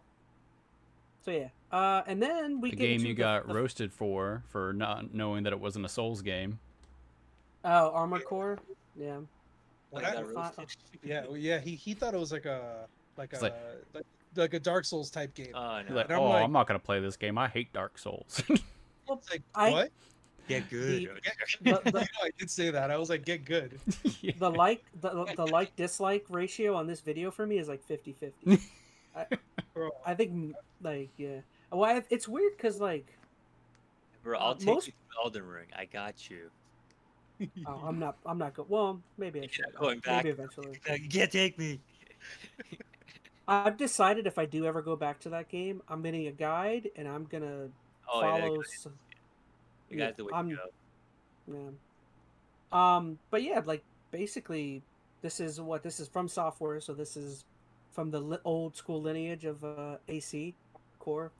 From what I understand, they've already come out and they put out a press release saying that like this is not a Souls-like game. This is Armored Core has never been. Yeah, It's never. What was the first platform it came on? Was it PS2 or PS1? PS1. PS1, yeah. I remember playing it. It was all like gross looking, but damn, it was a fun game. Yeah, I've got a few on the PS2. You can customize your own mechs. Yeah. Nothing was like it at the time, besides like Xenogears or whatever during that time. But nothing was like Armored Core. All right, so my question is like, I haven't played Armored Core, but I know it was as a Souls game. Is it like turn-based or is it actually like action-based? Action-based, from what I understand. Yeah. It had like some RPG elements, like when you get shot or whatever, you got like different parts of you that get like blown off or whatever. Okay. Like they have health, like in certain areas, and you can upgrade them and do whatever. And that's from what I remember. Yeah, it looks cool. Like a Gundam. Yeah, this was around the veins of Gundam, where you're like flying around and just like this whole battles. I think what's gonna be cool about like Armored Core has always been pretty cool, but like now that From Software is they're a much more well-known, bigger developer with a lot more financial oomph, like what they can pour into this game resource-wise is pretty exciting. Like I think this could be a really good game because Armored Core has always been good, but it's been a little niche. I think this might be a chance to kind of branch out of that niche category with some really quality production value and make it something pretty special. I agree 100%. To everyone that hates me, I said in the video, this looks awesome. Everyone's like, you didn't show any emotion. I'm like, the comments were so mean.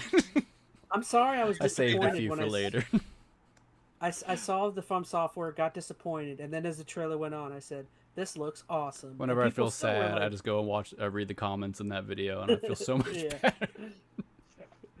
You should link that into the comments below.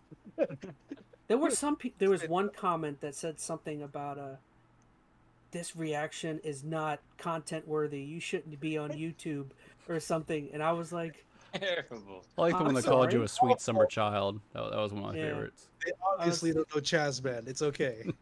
That's right. Like, none of your content is content worthy. So. I was like, I'm sorry. You think this podcast should be online right now? No. Gatekeeper of good content. I'm sorry.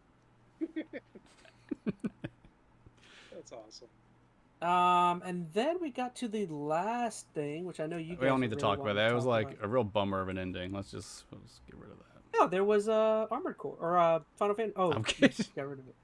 Womp womp. I didn't know what you were talking about. But yeah, Final Fantasy. What is this? 52 at this point? 16. Yeah. 52 and a half. I'm Do you excited. guys like? Do you like this weird medieval castle I think setup Yeah. they have going? What are you talking This about? seems Final- like this seems like Going closer to like Final Fantasy 14 kind of theming, which Yeah. I'm all for. which I'll be- I mean, it also has a feeling of like some of the older games too, which Yeah. is nice. Yeah. I wasn't a big fan of 15. I didn't think 15 was that. I liked 15. I'm probably in the Really? minority. I love to have my bros driving around in our fake It was- Lamborghini or whatever. I don't know. It wasn't even a chocobo anymore. It was just a He just had a It's car. bro, the bromance game. It That's pretty much what it really is. It- The only problem I had with it was that like you had to like watch the movie, play all the DLC Yes. to that whole freaking the story was so chopped up. Like there's a good story in there, but you got to really work to get it. But it had some fun parts in it too. I mean, I know this is not a conversation about 15. I enjoyed it though. It had some really cool like dungeons. Some of the cool stuff at the end you could get to. Yeah. Really good. But I'm looking forward to it- 16. Is it kind of weird that like one of these days it'd have to be soon, but I'd like to see them go back to the what is it, the turn based, just for a game? It's not. Like I on don't ever go back. They're to doing some that with games. like the classic RPGs that they're doing. They're doing that from what's it called? Octopath Traveler. Yeah, Yeah. like with that new style, that Yeah, that new weird triangle shit. strategy or whatever it was. Like I mean, it would be cool. I would be cool with like Final Fantasy 20 if they just were like, let's do that again. I think it very much don't know. depends how they do it. I don't want them to go back to the old school turn-based. Like they have to modernize it. Like I probably think the best modern realization like turn-based. It feels quicker. You're more engaged with it. Like I'm fine if they want to go back to a turn-based like direction, but not like old school days of it. Like they have to modernize it, and unless they can think of a really interesting way to do that, I'm fine with them to stick with the action-oriented combat. Like I like it. They kind of did it with 7 anyway, because like 7's more. It's supposed to be turn Yeah. based. It's more modern. They kind of threw like that twist. That's with true. It. Really nice. Gotta play remake. And Have you I played the haven't- remake yet, Metal? They just came out with the integrate. Yeah, I People saw are that. playing the heck out of that. I haven't even touched. I want to play it. the Crisis Core remake. That's what I want to play. I just I want to just- see I gotta that finish the last one. Emger. I just want to see that Haven't played, Emger in the haven't background. Yeah, but not for nothing though. I did a bad thing, and I shouldn't have done this. But You I got pre-ordered a something? $350 box for Final Fantasy 16. What does Their it come with? stat- Oh, their it's a stat- statue, of course. It's a beautiful statue. It's an Ifrit statue, and it comes with a cloth map or whatever. You know Oh, what you it's should do is take that money, invest in a 3D printer, and you can print whatever statue you want. A Metal. I'm just comes a steel book too with the game. So Okay. guess what? I'm a sucker for It's steel not books. Let one- me pre-order right now. Or you can go on to Amazon and get a And Kevin he still Smith gets to find a toy PS. statue. I still gotta buy a PS5. Yep. Did you pre-order it for the PS5? That's yeah. Is that is PS5 exclusive? I haven't Yeah. been paying Yeah. attention. Oh, well, So I got it. That's why. Yeah. I'm keeping an eye out for it. I saw one, but it's been about 2 or 3 weeks ago. Wild at Walmart. I was really surprised. Like that's the first next gen console I've seen like in store anywhere. So So They're starting to pop stupid, up. Like, Yeah, ew, I want a you disc can't. edition. it was That's a not- disc. that's- It was a disc version. That's if you not- find it, man, I'll get you the money. I'll keep an eye out. Get it. That's Yeah. not fair. That's not fair. You guys shouldn't have Call of Duty all to yourself. Oh wait, we're gonna make Final Fantasy 16 an exclusive. Oh wait, we'll make Spider-Man 2 an exclusive. Oh no, you can't have Call of Duty. Get out of here. I think he's bad. We have that Chaz. We No, upset I'm the not. chance, man. Everything goes down. End of stream. All right. So is that all the announcements? Tell you what, I'm not even gonna go through. Like, I think what I'll do is on the next episode, not the other one, but on the one following, we'll talk. I'll put an Xbox topic where I kind of want to talk a little bit about at least what they have coming up for the next year, Hmm. or I don't know. Maybe we can just talk about games in general, about what we expect on the next episode. I'll tell you, this is what I Um, hate you- about these Game Awards. We just went through like an hour of talking about that. How many awards did we talk about? Oh shoot! Like 2. Oh, Oh, the game of the year, Elden Ring. Let's go. Elden Ring. But that's, Oh, I that's why I totally hate these shows. They're like 90% just trailer. Like, I hate it. I'm sorry. Well, I was just gonna say, talk about the controversy. I mean, do you guys care about that or no? Wait, the really funny The one at 12-year the kid end, who ran up. Orthodox Jewish rabbi Bill Clinton, and he said it with the worst like French accent. Like I didn't even notice it until the Like end. the whole time now, who is this kid? He's just like standing in the background. Yeah, Dude, just waiting. He's like, like a jerk. it's my moment. Hey, I didn't even. Me and Phoenix talked about it, but I didn't even think it was like I funny. give I was I kind of just thought more it was really annoyed. awkward. I was like, when it ended, I was like, what just happened? Yeah. I give that guy credit, man. He snuck up on there. And he had the balls to get up in front. Well, it's like it's like he's probably been planning to do that for months, and it's like that's what you had to say. Probably the kid's got a Anything. history of doing some stupid stuff like that. Like, we don't need to dig into it. I mean, a kid wanted his 15 minutes, so I mean, whatever. I don't know. He gets to go to wherever. You know, I think the big downside, or maybe the thing to be concerned it took about. attention off of the Game of the Year winner. Yeah, like, and I do feel because I'm already talking about how you have all these trailers in the Game Award that's taking away from the actual people who should be winning awards. So the fact that that took away from that moment from the Elden Ring developers is disappointing because they worked hard. That was their moment of recognition. So it's a shame for that. You know what might be fun? I just thought about it. On our next main episode, it might be fun to do like a battle of the consoles. Maybe we can come up with a list of all the major titles coming up for 2023, and I don't know, talk about. I don't know. We can find a way to pit them against each other. Might be kind of fun. I don't know. Yeah. We'll brainstorm it. We'll think about it. Yeah. We got a long time. We still got an award show. Well, I do want to ask. So we're actually talking about at least one award. Do you guys feel like Elden Ring was the right choice for Game of the Year? As it was the only game I played, yes. Okay. No. I didn't even play it, and I think it should have been Game of the Year. Like, I played Ragnarok, and Ragnarok was good, but Ragnarok was just more of the same God of War we already had. Elden Ring seemed like an actual, like, advancement in something. Like, it seemed like it did something new and innovative, which I feel like that's what Game of the Year, to a certain extent, should be about. Yeah. So, the way I put it is, think about Breath of the Wild, but they took it further than that. So, what Breath of the Wild kind of established, that open world, go anywhere, fight the final boss, that type of stuff. But they just took it a step further, like just exploration wise, you can jump. So that's why, like, when Chaz, you said about the guide, that's like very important because I was doing it without the guide and I was jumping from. See, that's what I've heard. Which is that like? But is that like a? So is that something that should be a major aspect of your game? Is that like for people who suck should follow a guide? Like I but not everybody does use a guide. There's plenty of people who enjoy just the loose exploration. It depends on what you look for in a game. Like I've listened to at least some reviewers who really like the way the world kind of guides you in certain directions. They can read the cues in the landscape and figure out how to move around the world just based upon stuff in the world. So I don't think it's that everybody needs a guide, but some people prefer it. So I sure as heck did. Like I got pretty far without using a guide, but towards the end, I'm missing a whole bunch of like side missions. So like, let me just look at this stuff. And there's like a lot of missable characters. You can get like special weapons from them and stuff like that. So it's useful to have it on the side. You don't have to follow it to the T. But if you want to learn like kind of what's going on, like I suggest it. Like, and at the end when you're finished, just look at like a lower video and explain everything because they're super convoluted. Yeah, they're probably looking at too. These are games that hopefully you're going to play over and over again, so that way you explore and you find new things every run through. So I mean, I think that's the benefit maybe of not using a guide. It adds some replayability to it, so every run feels fresh. You learn something new every time. But once again, that's a preferential thing. Well, based on my Armored Core video, as the resident From Software hater in the group, I think God of War Ragnarok should have won, but that's just me. So why? Why do you think God of War Ragnarok was Game of the Year? 'Cause we talked about it. We had a lot of the same disappointments in it, too. I had a more enjoyable experience with it than I did with Elden Ring. Okay. What were the other categories again? Like Stray was on there, and... Yeah, I think Plague Oh, Tale? was it Xenoblade? Plague Tale was on there. Chronicles, I think, Xenoblade. Yeah. I don't know, just looking at all those games. I mean, don't get me wrong, I enjoyed God of War, and I didn't even play Elden Ring. I don't even think I would personally enjoy Elden Ring. It's not my kind of game. But I think just looking at it and what it was able to do, it's Game of the Year, qualities all over it. Just the fact that it pushed...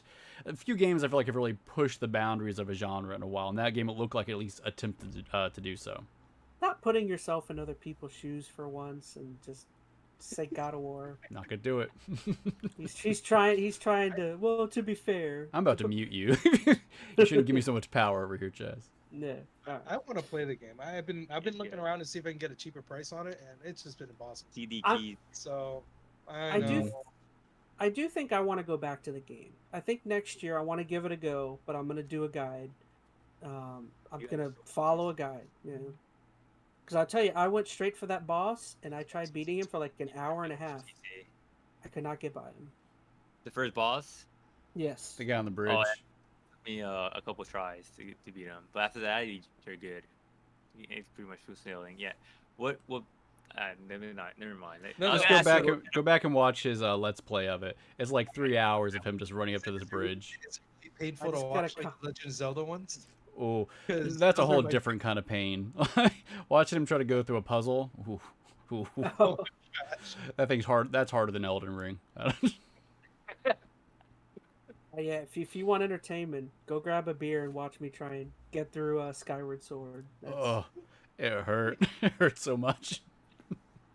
I hear the pain in your voice.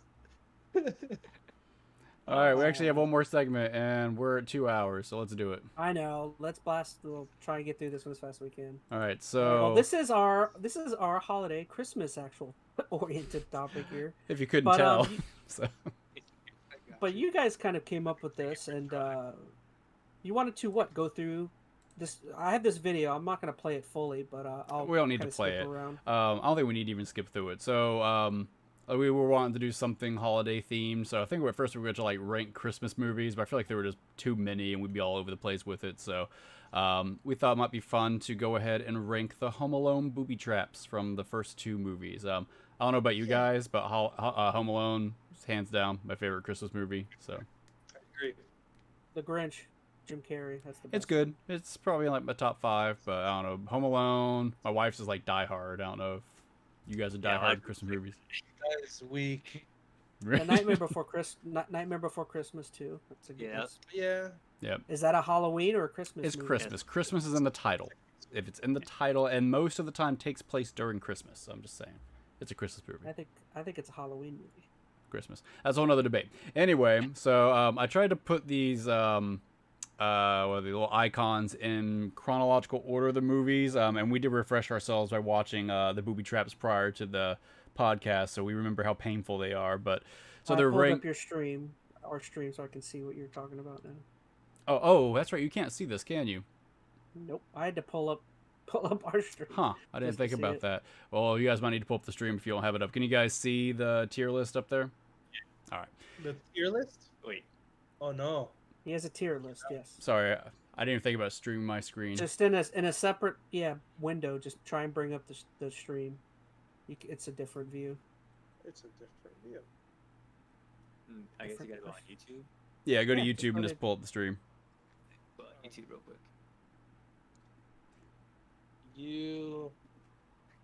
Are you following me into the chat?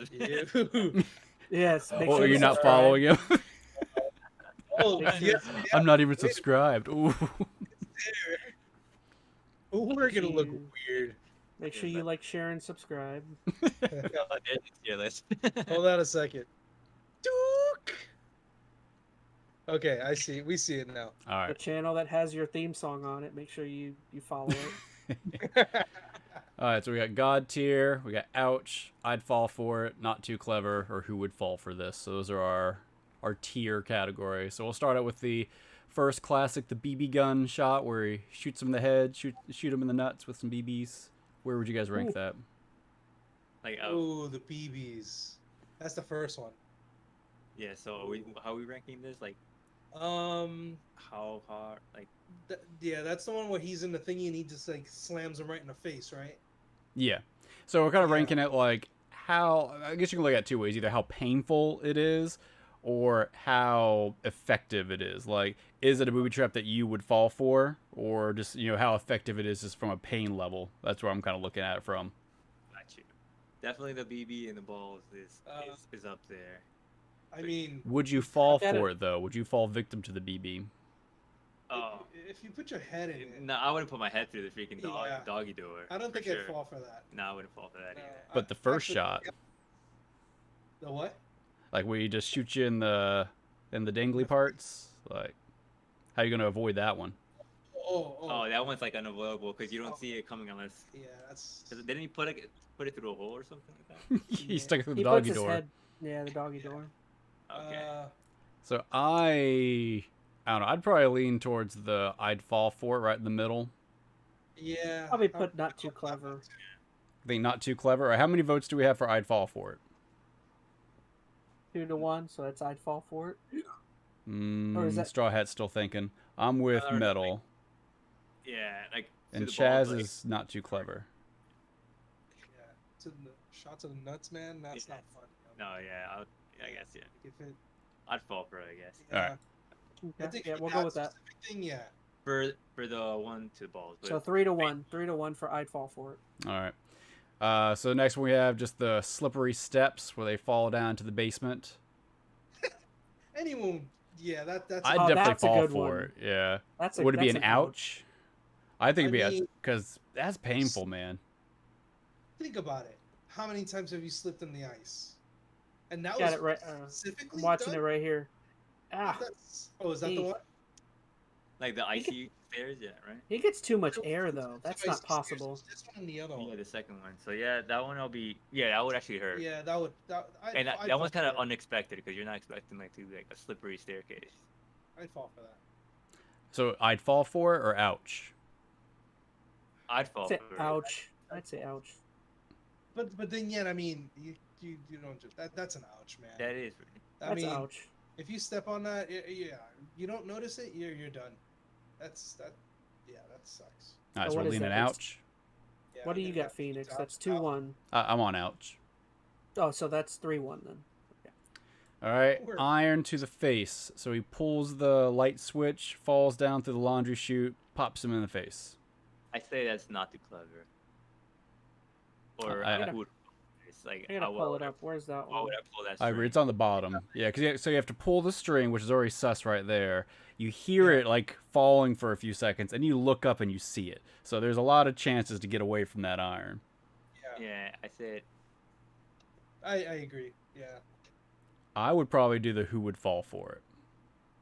How painful do you think it would be to get smashed in the face with the iron like that? Because that's kind of part of it too, is how painful. It depends. Are you getting hit with the top plastic part or the bottom metal part? You're getting hit just like flush with the metal spot right in your face. Oh, that'd be really painful. Hot or is it cold? Is it like room temperature? Well, he's got like the burn. I think it was hot because he's got the burn marks on his face. Yeah. All right, so what are we thinking? It'll definitely hurt, but I say who would fall for it. You have to pull the string. Yeah, I say who would fall for it. All right, that's 3 then. All right, this one always gets me. The doorknob. You can't tell that one. That one's god tier. That one's god tier. You can see it glowing though. Like even if you watch like the clips, you can see it glowing when he's walking up. Is that not like a big red flag? You see a glowing doorknob. But would it be glowing in real life? Okay, it's a movie. We have to go with movie logic here. In the movie, you could see it glowing. So, would you grab a glowing doorknob? No. Chaz probably would. No, I wouldn't. Yeah. You know what? You're so right. maybe not too clever then, if that's the case. I think not. And to be fair, in the movie, he was acting distracted, but you know, it's not too clever. Not too clever. Okay. All right, this one always gets me. The nail in the foot. Oh, that's god tier, man. That's god tier.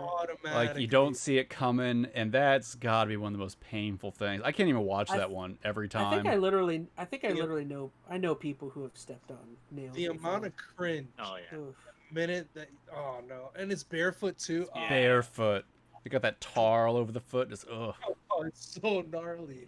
That's to the top. So the next one for me is who would fall for this, because of how long he stands under the fire for. Yeah, that's true. That's so. Is that what we're worried about, or like just the fact that he got hit by it at all? Like the fact that, because if you watch the clip, he sits there and is yelling as the fire. Oh yeah, no, he definitely plays it up, but like, and it's like regardless if he plays it up or not. So you think you could dodge it? Is that what you're saying? Like if you open that door, you think you could get by unscathed? Oh, no, you would get a little burn, but you would you would dodge super quickly, I would think. Okay, so like the overall impact, you're right, could be lessened if you know we're smart. But once again, it's a movie trying to play it up. I mean, but could you dodge that initially? No, I don't think you could fully dodge it initially. So would that be? I'd fall for it because technically you'd get hit. I think so. Yes. I don't think it's going to be God tier because you're right. You should be able to get away from it. I don't think it would burn away your head to your skull like he sits under it for. But what do you guys think at the bottom? I mean, you open a door and there's a freaking torch blowing at you. Yeah. Obviously, within the first 2 seconds, you're gonna get away from it. Okay. Like you fire like that. Yeah, you're going. I don't know. That's to me. That's not. I'll put it not too clever. Yeah, that's not too clever. Okay, so you two would not too. Chaz, which one did you lean on? I'd fall for it or not too clever? I think I chose I'd fall for it. So we're kind of split right now. Yeah. I mean, I can go with not too clever. Be, I would fall for it probably because I'm a dummy. I think it should be I fall for it because I don't think you would dodge it, but you would take a little bit. I think you would fall for the trap. You probably wouldn't like stay involved in it. Like you wouldn't like keep getting burned, but you would fall for it initially. That at least I would, but I'm a dummy. I mean, it's true in a sense. Like if you open the door and you see that, it immediately shoots fire at you when you open the door. Like it's not a big chance to get away from it. You know what? Yeah, I don't know. Okay. It really isn't clever, but then at the same time, it's like you're gonna get hit. Right, you either see it. We can go back and revisit if we want. We can move it. I'm a little sad they don't have the one because the same trap was done in Home Alone 2. I think the video might have had it where he got burned and he stuck his head in the toilet and the toilet had freaking gasoline in it. That was a good one. Like I think the burning was less realistic, but the dunking his head in the propellant. And you either see it our way, or I'm gonna put one outside of your door and see how fast you react. He's gonna test me on it. We'll see if I'd really fall for it. All right, the tar and feathering.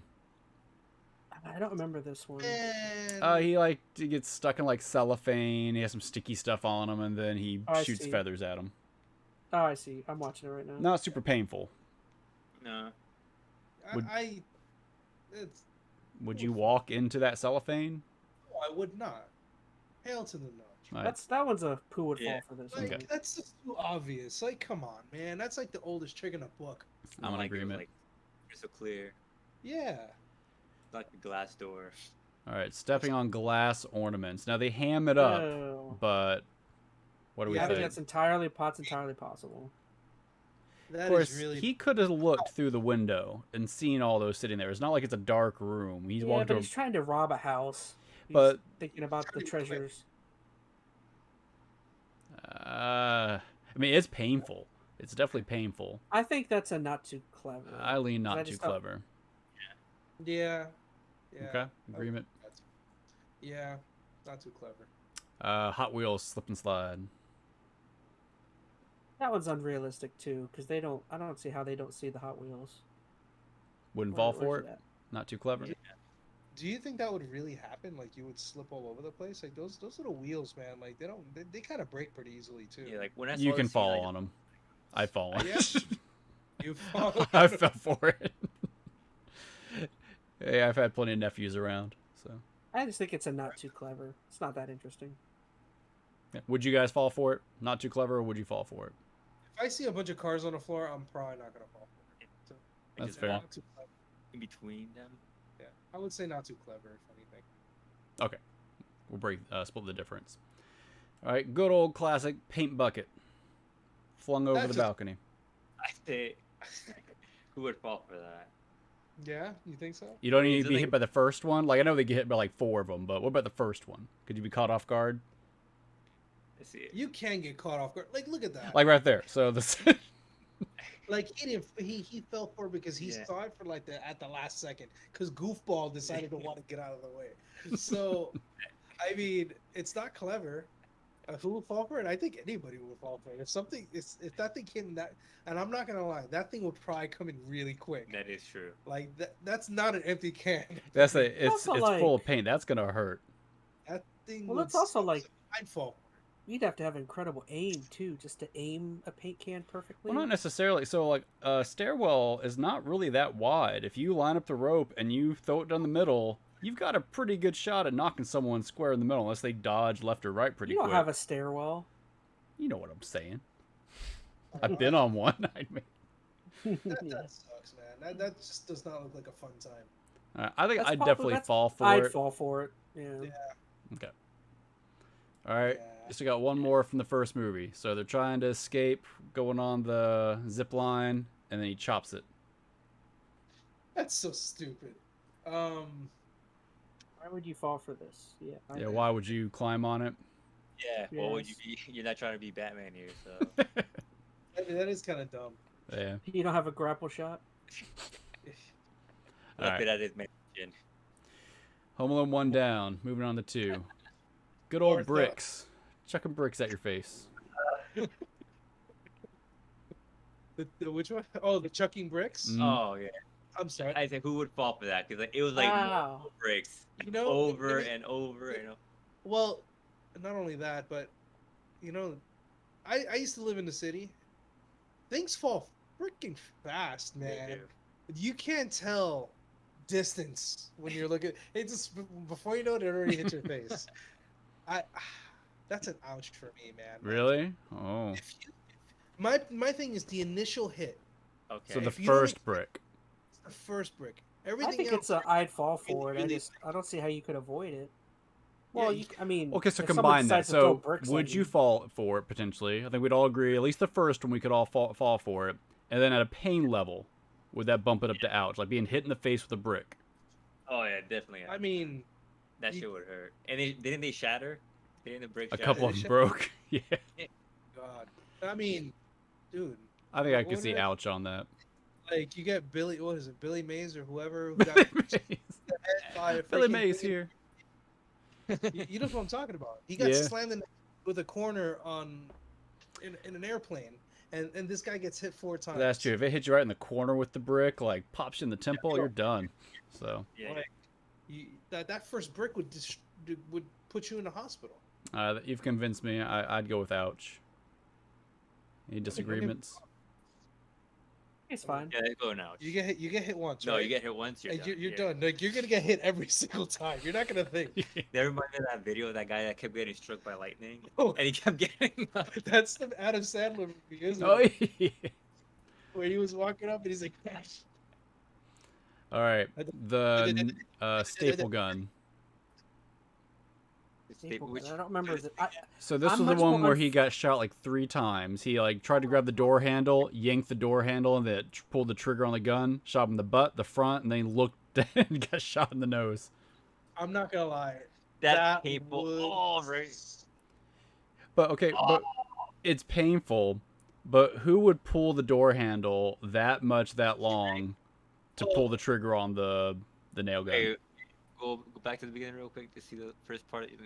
I mean, With the string, because you see the string, don't Do you? you Or see no? the- Yeah, he pulls string the handle and sees there's a rope at it, so he keeps pulling the rope until he gets all the slack out, and then puts his butt up against it and yanks. well, think about it. All right, so you that happens. So you think about it. You pull it. You're like, the hell? What are you gonna do? Yeah, Are you shot gonna once, let you're it like, go, or "Oh." are you gonna keep going? You're not going to keep pulling it, though, knowing there's this kid in there trying to murder you. You think you're going to play along, keep pulling the rope? That's true. That's true. Maybe you fall for it the first time, but then yeah. I wouldn't fall for it the first time. Like, as soon as I touch that handle and there's a rope on it, I'm noping out. I'm like walking out of there. Yeah, not too clever. You make a good point. I could give you a not too clever. Because it sounds like Serrano probably would have fell for it. I'm in the same boat. All right, not too clever. Okay.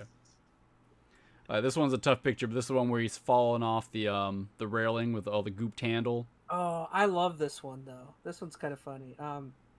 I would say that's That's ouch. Yeah. I could say I'd fall for it or ouch.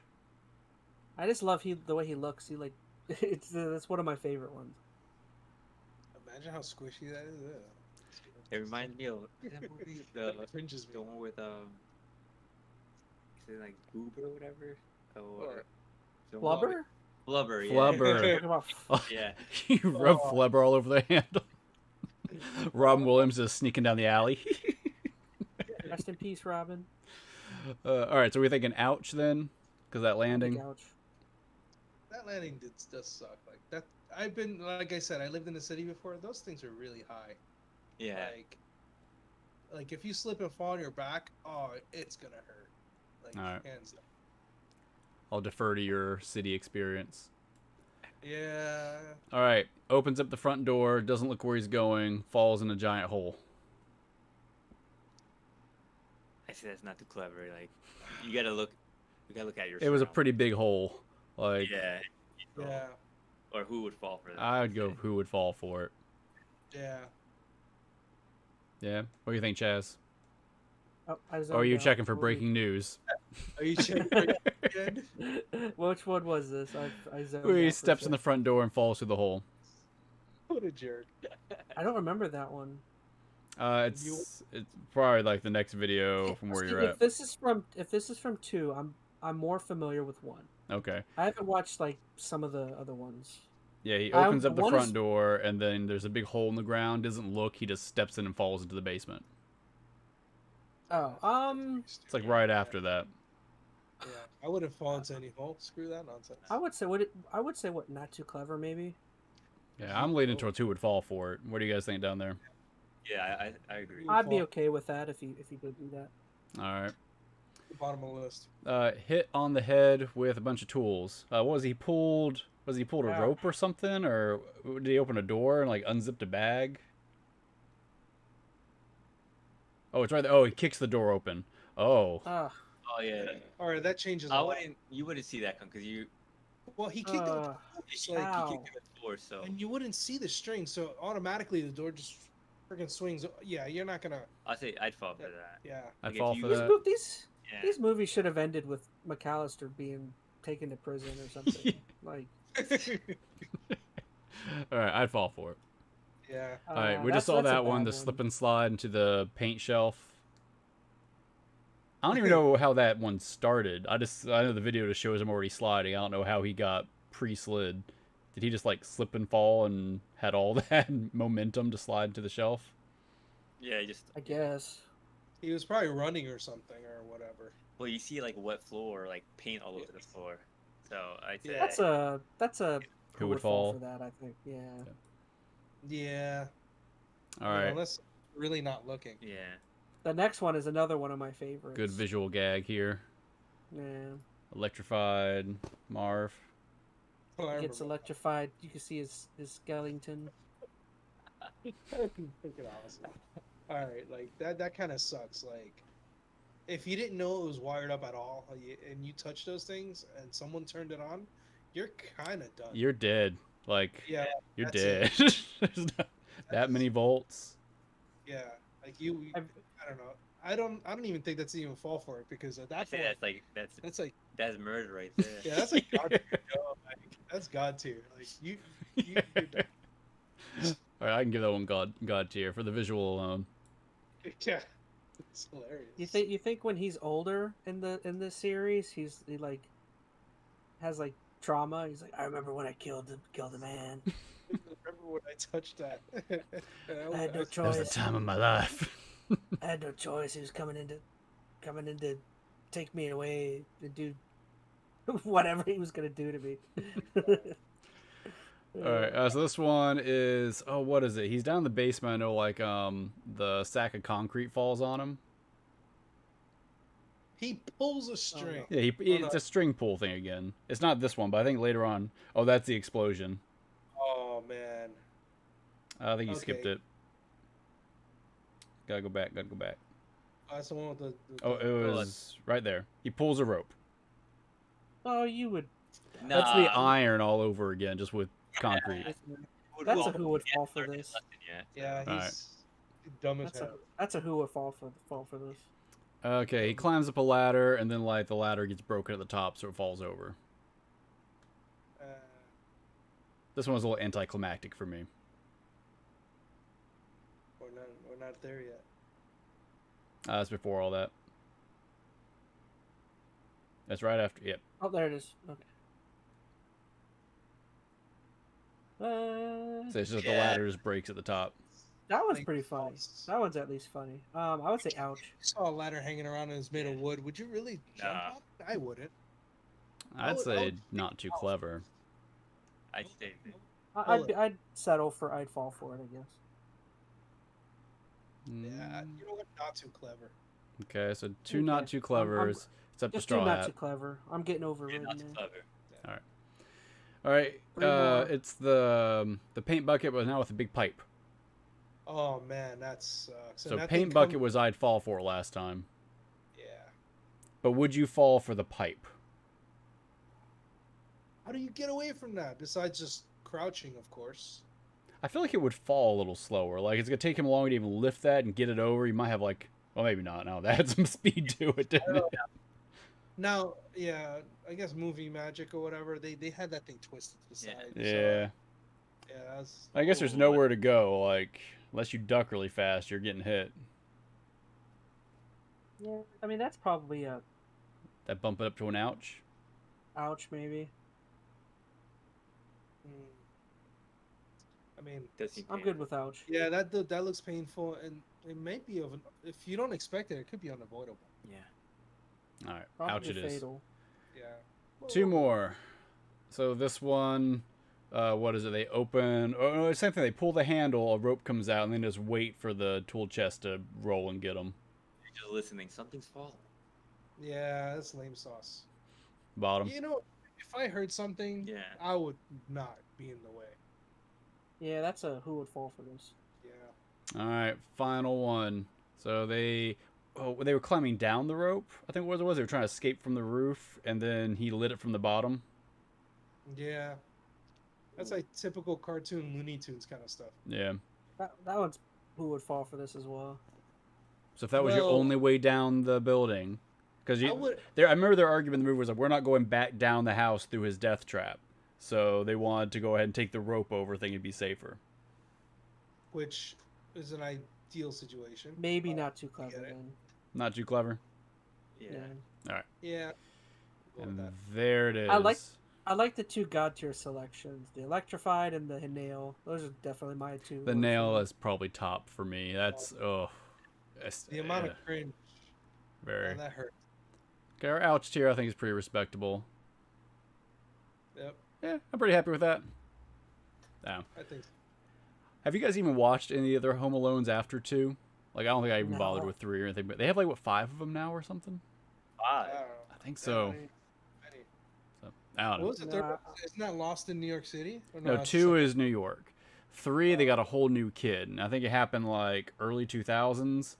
And they just did a remake like a year ago on like Netflix or something. That sounds awful. Yeah, I don't think any of them have been good, but I don't know. No, I have not seen anything after 2. All right, fair enough. Maybe if I find it on like one of the channels, maybe I'll watch it. But I probably don't. I won't go out of my way to watch it. Fair enough. I won't go to a red box and rent it. My God, I gotta watch Home Alone 4, 5, 7. So, thank you for appeasing me. Straw Hat, what did you think about being on the show? You have fun? We'll never see him again. He's not coming back. Probably not. But hey, I like his honesty. He'll walk into the sun, and then we never saw him again. He gets to hang out with friends. I'll probably go on again. You guys would have me, but we'll see when. No. For sure. Okay. I think it was fun. But yeah, so this is the last episode other than the award show, so we won't see you guys until after the holiday break. Next episode we'll do probably be early January, the normal time, in about 2 weeks. But yeah, so I don't know. What do you guys have going on during the break? Anybody got any games you want to play? Any TV shows or movies you want to start? There was something I wanted to play. I can't remember. I mean, I'm going to finish High on Life, even though I know I didn't have the biggest disposition towards it. I at least want to finish it. So that's probably what I'll do over the next week or so. I'm going to see if I can try to play Saints Row for a little longer and see how much I can go through and torture yourself a little more. Yeah, until I say I'm done with this. So. Fair enough. Well, Phoenix will be happy because I've told him, but like, I think my big holiday game I'm gonna try and play is the first Kingdom Hearts. Never finished it. Ooh, that's gonna be my big Christmas stream. I have a harder time even recommending Kingdom Hearts now, just because 3 to me was so bad. I don't know. 3 burned me. Like I got to like the point I was trying to get the ultimate Keyblade, and I got every single thing, and then the last thing was I had to like keep refreshing to get this like one thing from the mail. Oh yeah. And it wouldn't pop, so I was like, I'm done with this game. Yeah. I got everything 3 was else. not good for a bunch of reasons. Like 1 is pretty solid for what it was. 2 I thought was excellent. And 3 just, I don't know, maybe it's because they had all the other filler in between that really kind of muddied things up. But even on its own, like 3 just didn't have good worlds in it. Like, I don't know. That could be a debate for another time. I'm kind of just been in the mood lately to try like a big sprawling RPG. I haven't tried one in a minute, but well, the first one's good. So, well, you know, I've told you, I've tried playing it twice, got stuck once, and then fell off of it another time. And this time I'm gonna. I got a guide you could borrow, Chaz, if you need some help. Oh yeah. I'm telling you, I got stuck on Ursula for some reason, and when I tell people that, they're like, "Ursula? I don't remember her being tough." I'm like, "Oh." No, because the game was made for like 10-year-olds. So. No, it wasn't. That's. The one I got, like, I remember when I was a kid, I got stuck in doing the Riku fight. The Riku fights were kind of tricky. The one in Halabastion, I think that was the first, like, kind of challenging one. That was way past Ursula, though. I just wanted to keep fighting Sephiroth. Oh, yeah. Forever. Oh, the first Sephiroth battle in the first game. Good times. Yeah. Don't ruin it for me. Yeah, music comes out. Oh, man, the epicness. Super epic. But yeah, I'm kind of caught up with what I just did. Now I want to play Final Fantasy VII Remake. Yeah. Have you not played it yet? I'm like, still like several hours in. You're playing on PC. Oh, you know where I'm at? I'm at the part where you fall down and you fight that robot thing after the second reactor. Yeah. Oh. Okay. You know where they tried to like get you. Oh yeah. Yeah. I haven't played the. I have a long way to go still. I mean, I beat the original game, but whenever you beat that one, I really want to talk about that because I haven't been able to talk about the ending of that game with anybody, and I don't know if you guys know where that game goes or what they change in it, but it's. I heard some things, but wait, I have to play it. Gamer, when did you want to play it? Because if you're gonna play it, and we want to talk about it, when is?